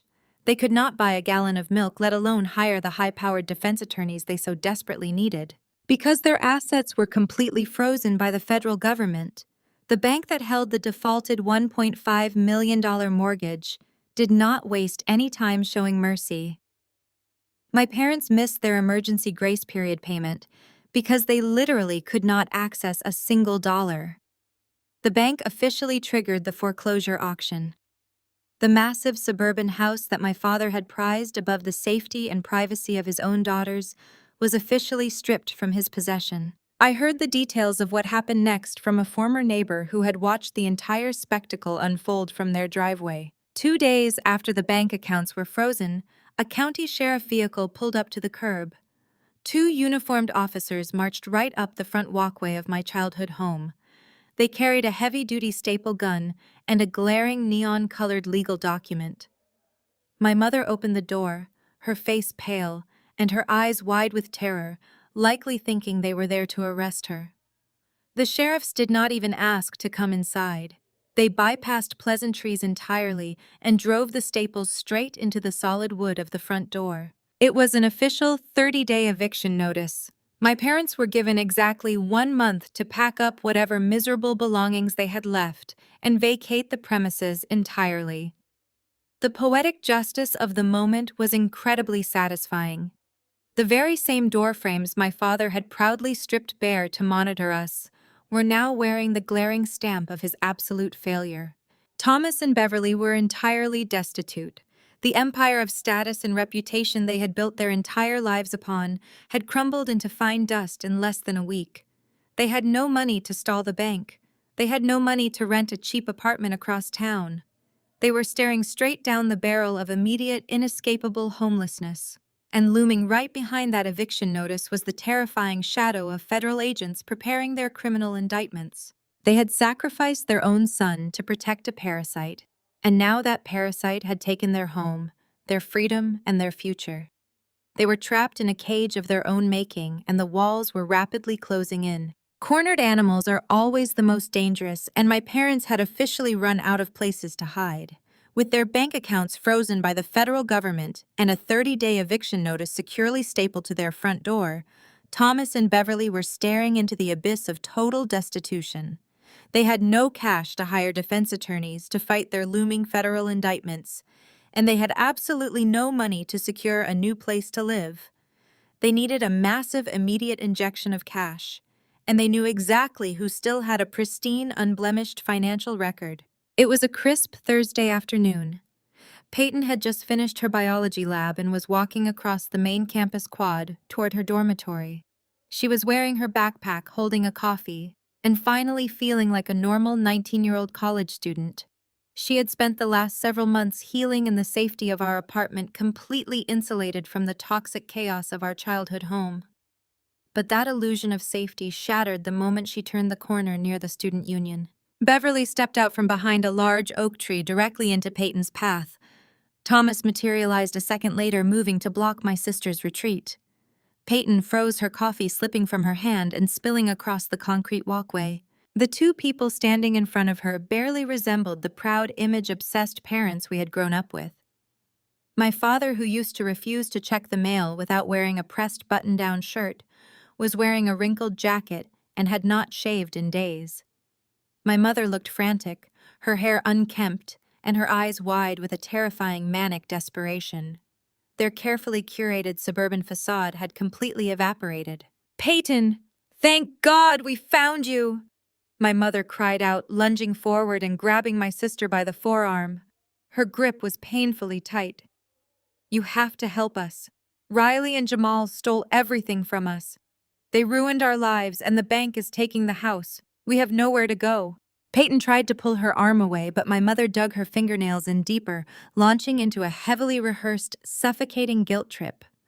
Beverly sobbed, claiming that they were going to be living on the streets by the end of the month.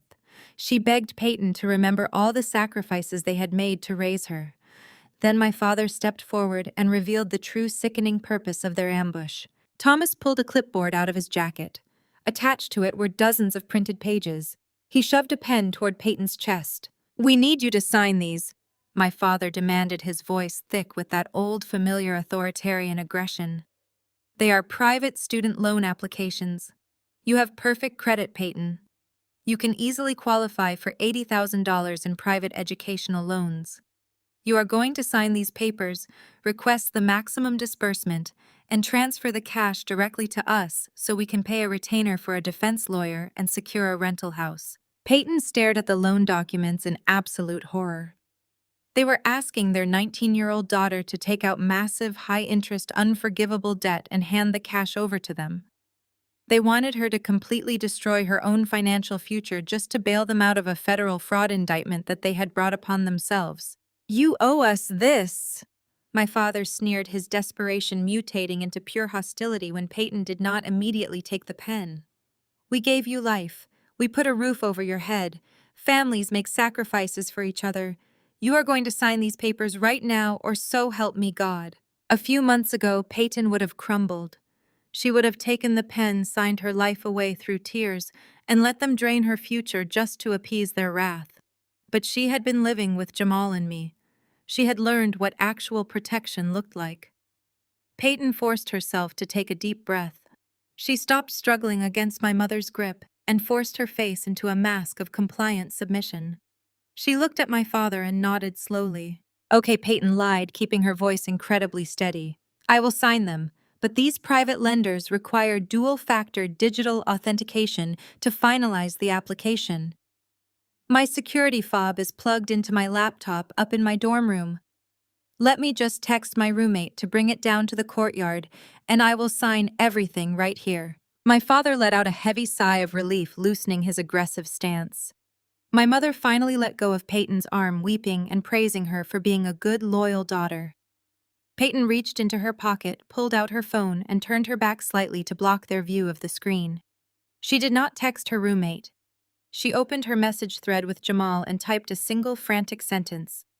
"They're at the campus quad trying to force me to sign loans. Please help." She hit send, slipped the phone back into her pocket, and turned around to face the two predators who used to be our parents. She just had to stall them. What Thomas and Beverly did not know was that Jamal had anticipated this exact scenario. When the eviction notice hit their door, Jamal knew a desperate financial ambush was their only remaining play. Days ago, he had gone back to Mr. Bradley, our aggressive financial litigator.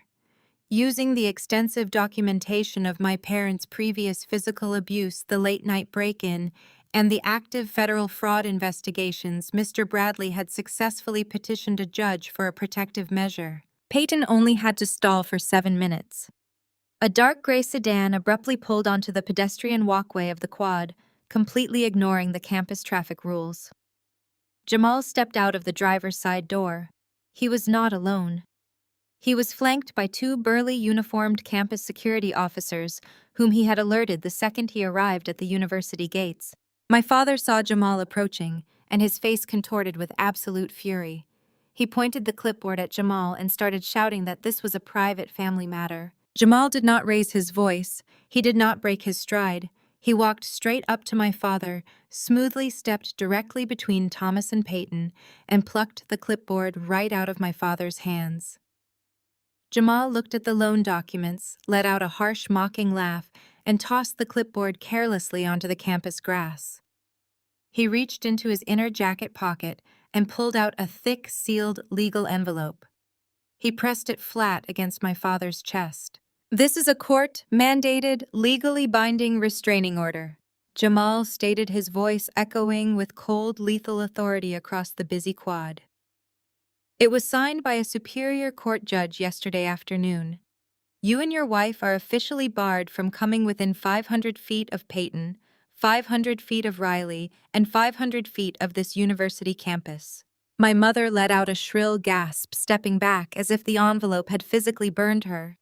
My father stared at the legal seal, his mouth opening and closing as he failed to formulate a response. "If you attempt to contact her again," Jamal continued, his eyes locked dead onto my father, "if you call her, if you email her, or if you even look in her direction, these officers will have you arrested for violating a protective order, and you will wait for your federal fraud trial, sitting inside a county jail cell." Jamal turned to the two campus security guards and gave them a sharp nod. The officers immediately stepped forward. They placed their hands firmly on Thomas and Beverly's shoulders. Right in front of hundreds of staring college students, my parents were physically marched off the university grounds.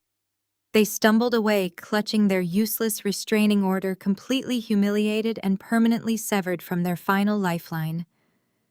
Peyton leaned against Jamal's side, letting out a massive breath of relief as we watched the campus gates close behind them for good. The days following the campus ambush moved with a heavy, inevitable momentum. The 30-day window on the eviction notice, stapled to my parents' front door, was rapidly closing. With their bank accounts completely frozen and the federal investigation suffocating their every move, Thomas and Beverly had absolutely no resources left to halt the bank. They could not secure a private loan, they could not hire a defense attorney, and they certainly could not save their house. The date of the public foreclosure auction arrived on a bitter, overcast Tuesday morning. Jamal and I walked into the county municipal building, keeping our distance as we slipped into the back row of the crowded auction gallery. We wore dark coats and kept our heads down, completely blending in with the room full of local real estate investors, property flippers, and bank representatives. The air in the room smelled of stale coffee and damp wool, filled with the low hum of people looking to capitalize on financial ruin. Sitting 2 rows ahead of us, entirely unaware of our presence, were Thomas and Beverly.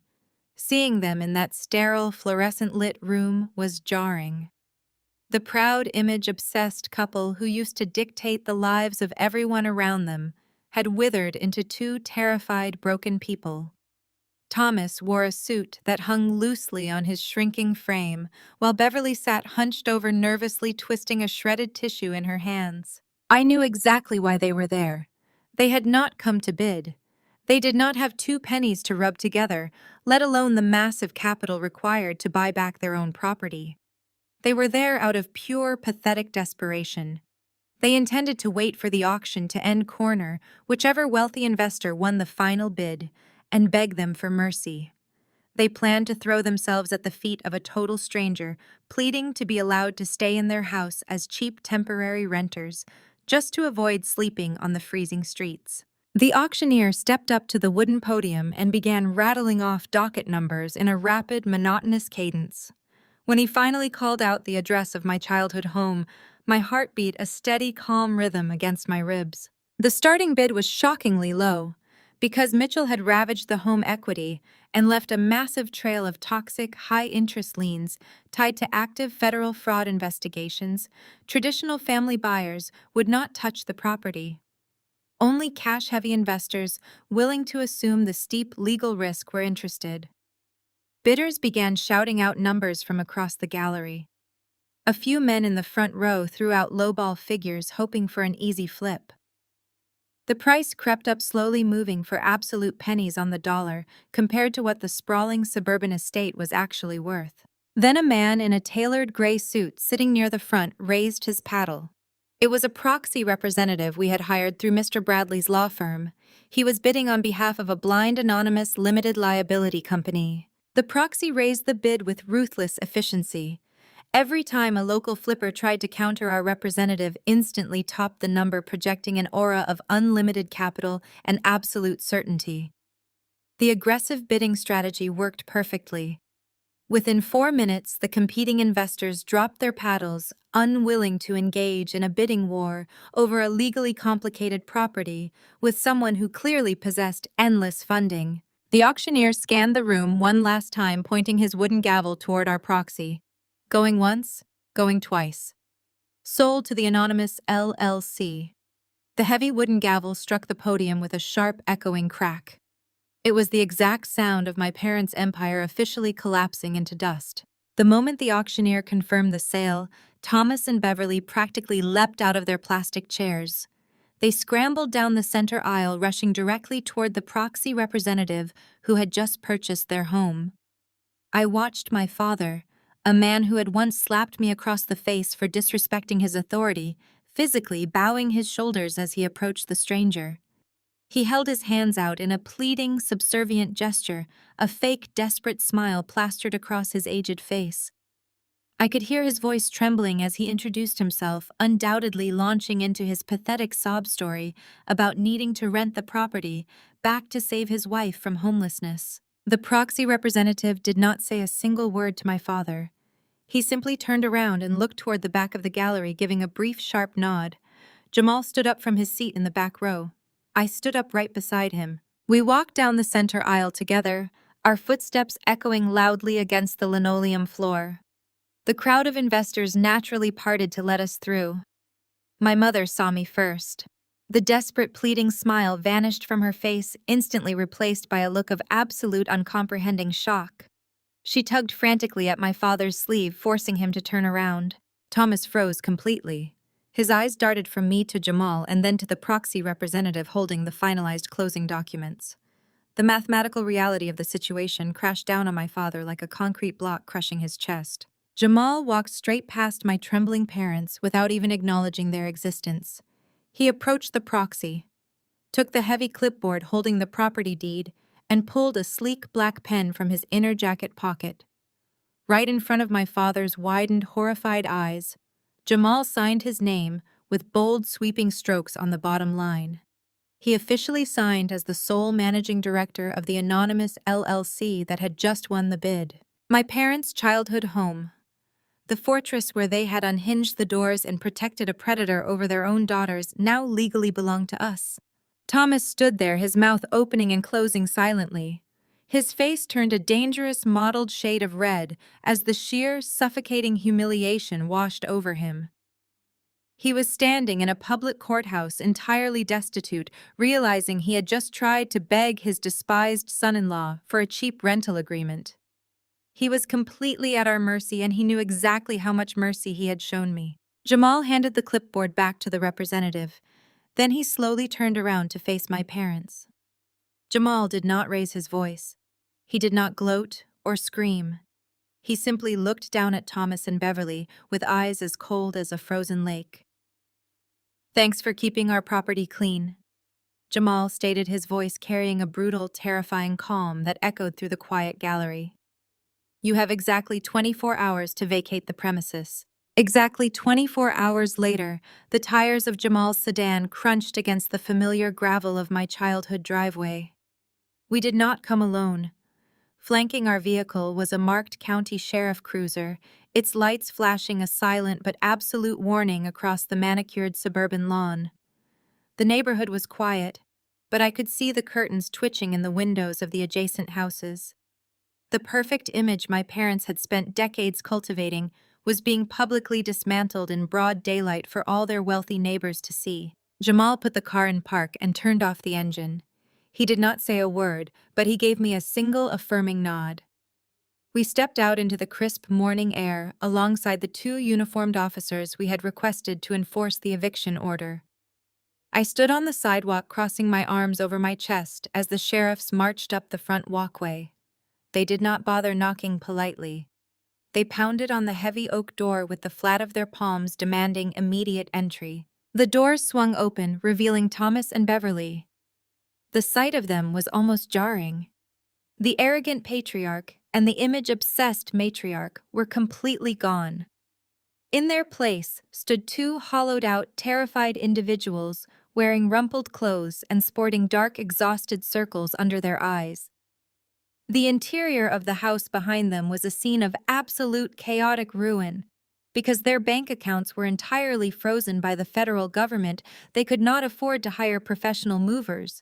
They could not even afford to rent a moving truck or a storage unit. The lead sheriff informed them that their legal window to vacate had officially expired. They were given exactly 10 minutes to gather whatever personal belongings they could carry by hand before being escorted off the premises for trespassing. My mother let out a pathetic, trembling sob and tried to argue with the officers. She pleaded that they just needed a few more days to pack their heirlooms and figure out their logistics.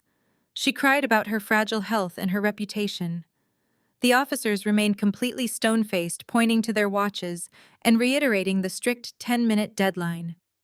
My father did not try to argue. The fight had been completely drained out of him at the auction gallery. He just turned around and began frantically stuffing clothes into cheap black plastic trash bags he had pulled from under the kitchen sink. I walked up the driveway and stood on the front porch, leaning against the railing as I watched them scramble. The irony of the situation was almost suffocating. They were frantically throwing their designer clothes, their expensive shoes, and their prized possessions into flimsy garbage bags because they had literally nothing else left. Every time a bag caught on a sharp corner and ripped, my mother would let out a miserable wail, dropping items onto the hardwood floor and scrambling to scoop them back up. I watched them drag their pathetic black bags down the upstairs hallway. As my father hauled a heavy sack of clothing toward the staircase, he had to pass through the doorless frame of my old bedroom. The very same doorframe he had proudly and violently unhinged 9 months ago to accommodate his parasitic brother. He paused for a fraction of a second, catching my eye from the bottom of the stairs. The heavy garbage bag slung over his shoulder looked like an anchor pulling him straight into the dirt. I stared right back at him, feeling absolutely no pity. I did not blink. I did not offer a single shred of sympathy. He had stripped away his daughter's privacy and safety to protect a man who killed his son, and now he was hauling garbage bags through those exact same empty thresholds. It was the purest form of poetic justice. He was forced to walk his walk of shame through the architectural scars of his own toxic loyalty. He lowered his gaze, unable to hold eye contact, and continued dragging his trash down the steps. The 10 minutes expired quickly. The sheriff stepped into the entryway and ordered Thomas and Beverly to leave the property immediately. My parents stumbled out the front door, struggling under the weight of their trash bags. They looked like absolute scavengers being cast out of a palace. They dragged their belongings down the driveway, the plastic scraping harshly against the concrete. Because their credit cards were locked and their cash was seized, they could not call a private car service. They had managed to scrape together just enough loose change to call a cheap run-down local taxi. The yellow cab pulled up to the curb, its engine sputtering, and an unpainted dent marring its side panel. The driver popped the trunk but did not get out to help them. My father, a man who used to demand valet service at exclusive restaurants, was forced to heave his own garbage bags into the filthy trunk of the cab.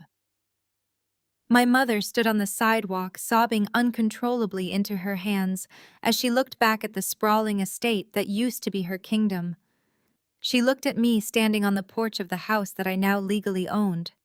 She opened her mouth as if she wanted to deliver one final guilt trip, one last desperate plea for me to remember that we were family. But she looked at my face and the words died in her throat. She saw the absolute freezing void in my eyes.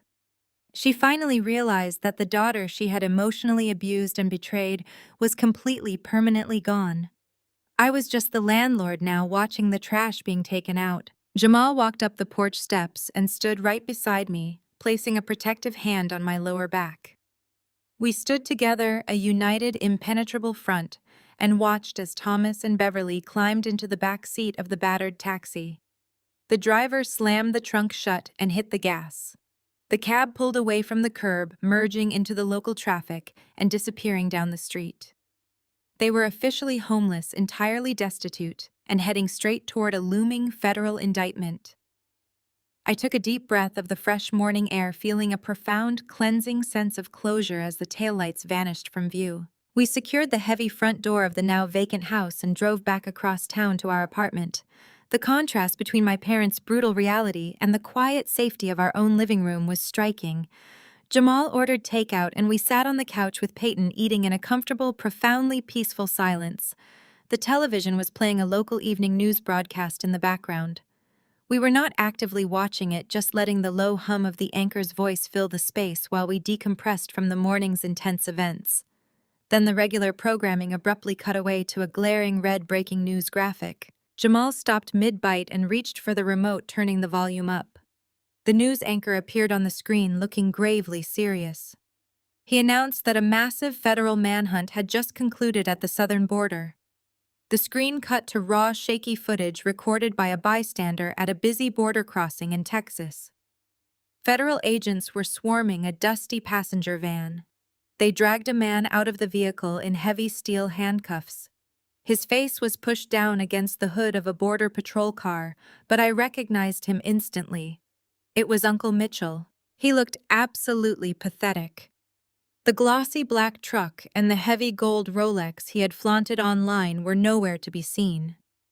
He was wearing a stained, wrinkled shirt, his face unshaven, looking frantic and completely cornered. The anchor explained that federal marshals had apprehended him as he attempted to cross into Mexico on foot, using a poorly forged passport.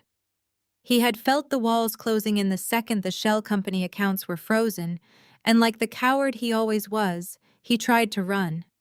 But Jamal had mapped his digital footprint so thoroughly that the authorities knew exactly which way he was heading before he even reached the state line. The broadcast switched back to the studio, and a sleek graphic appeared next to the anchor displaying Mitchell's mugshot.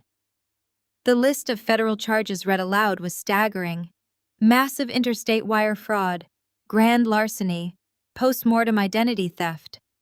The anchor explicitly stated that Mitchell had stolen the Social Security number of his recently deceased nephew to secure over $1 million in fraudulent credit.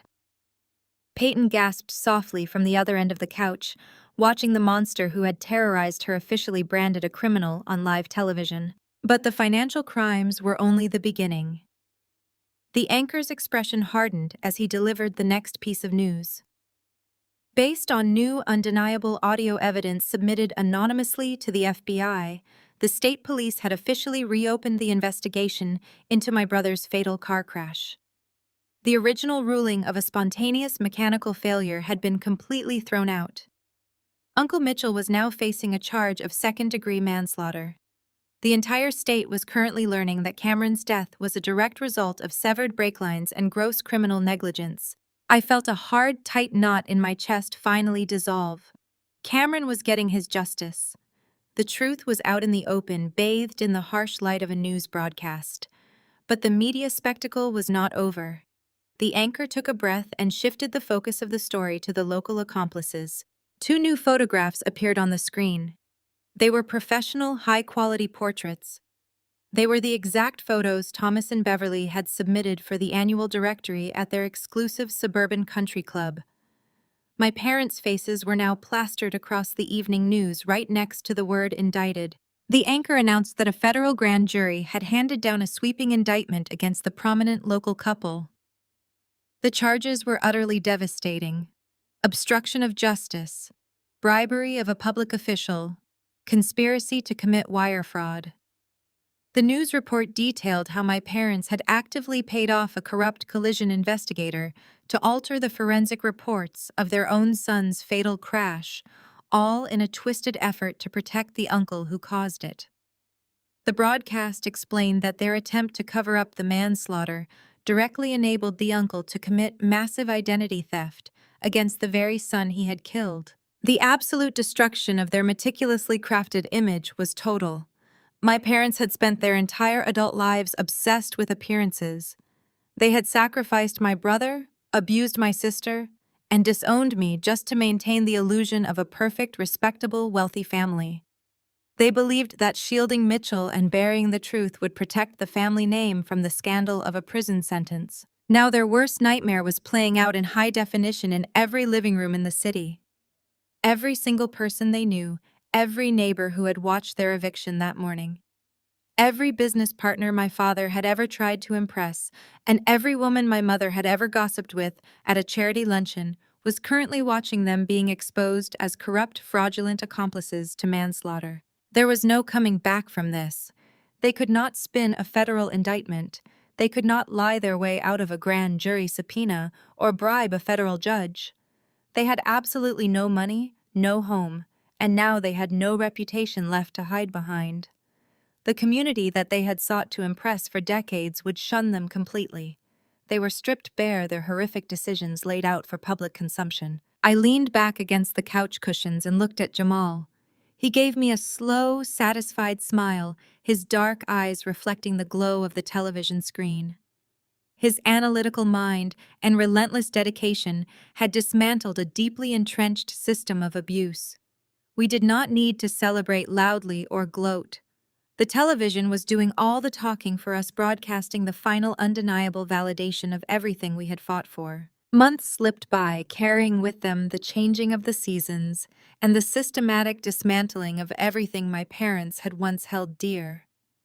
The legal system moved precisely as Jamal had predicted, grinding Thomas and Beverly's remaining dignity into fine powder as they faced the brutal reality of their federal indictments.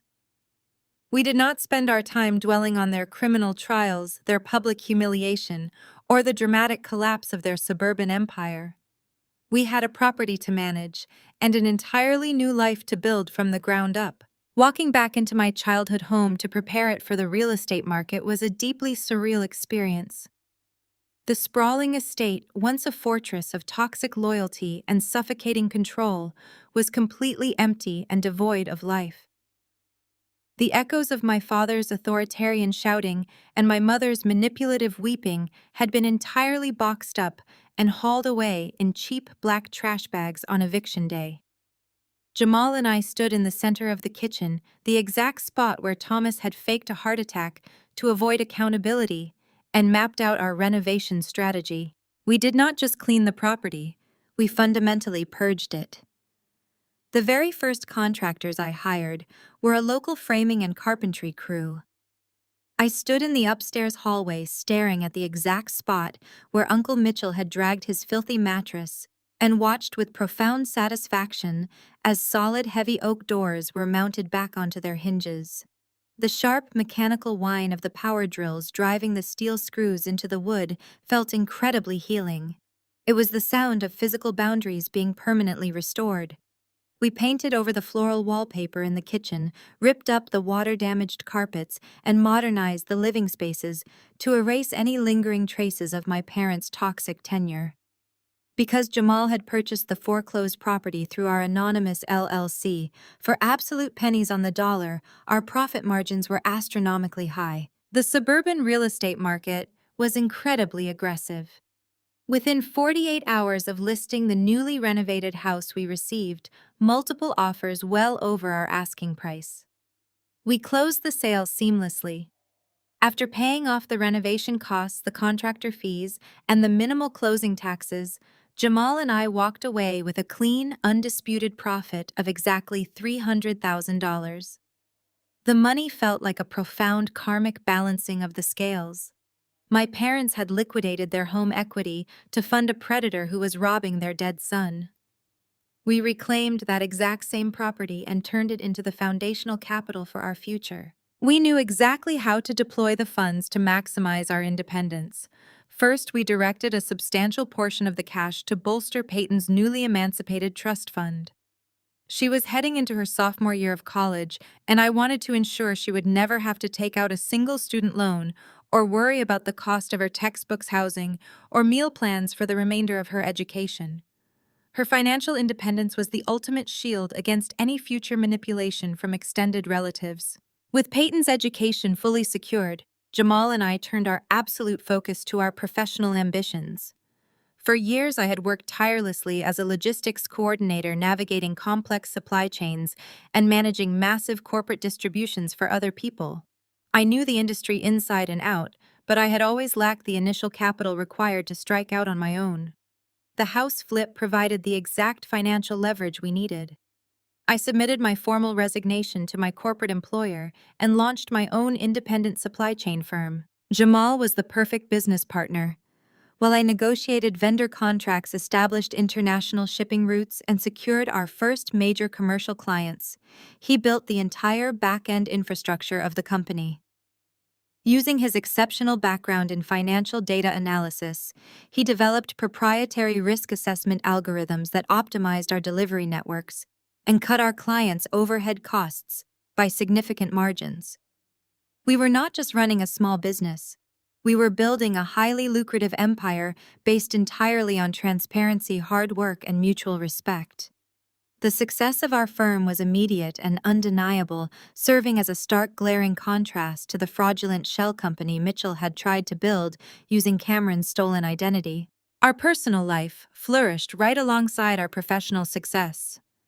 We purchased a beautiful, highly secure home in a quiet neighborhood.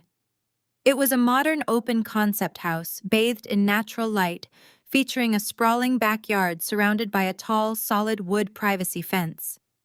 It was a sanctuary designed entirely for our peace of mind, free from the suffocating paranoia that had defined my childhood.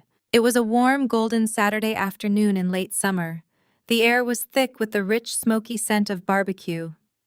Jamal was standing on the back patio, wearing a casual shirt and holding a pair of stainless steel tongs, expertly flipping steaks on our massive outdoor grill. He was laughing warmly at a joke Peyton had just made about one of her university professors. Peyton was sitting at the patio table sipping a glass of iced lemonade in the bright sunshine. The transformation in my younger sister over the past few months was nothing short of miraculous. The terrified, shrinking girl who had texted me at 2 a.m. from a doorless room was completely gone. In her place sat a confident, vibrant college sophomore.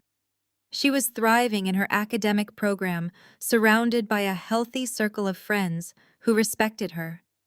She slept every single night behind a locked, solid bedroom door, finally enjoying the basic human luxury of absolute privacy.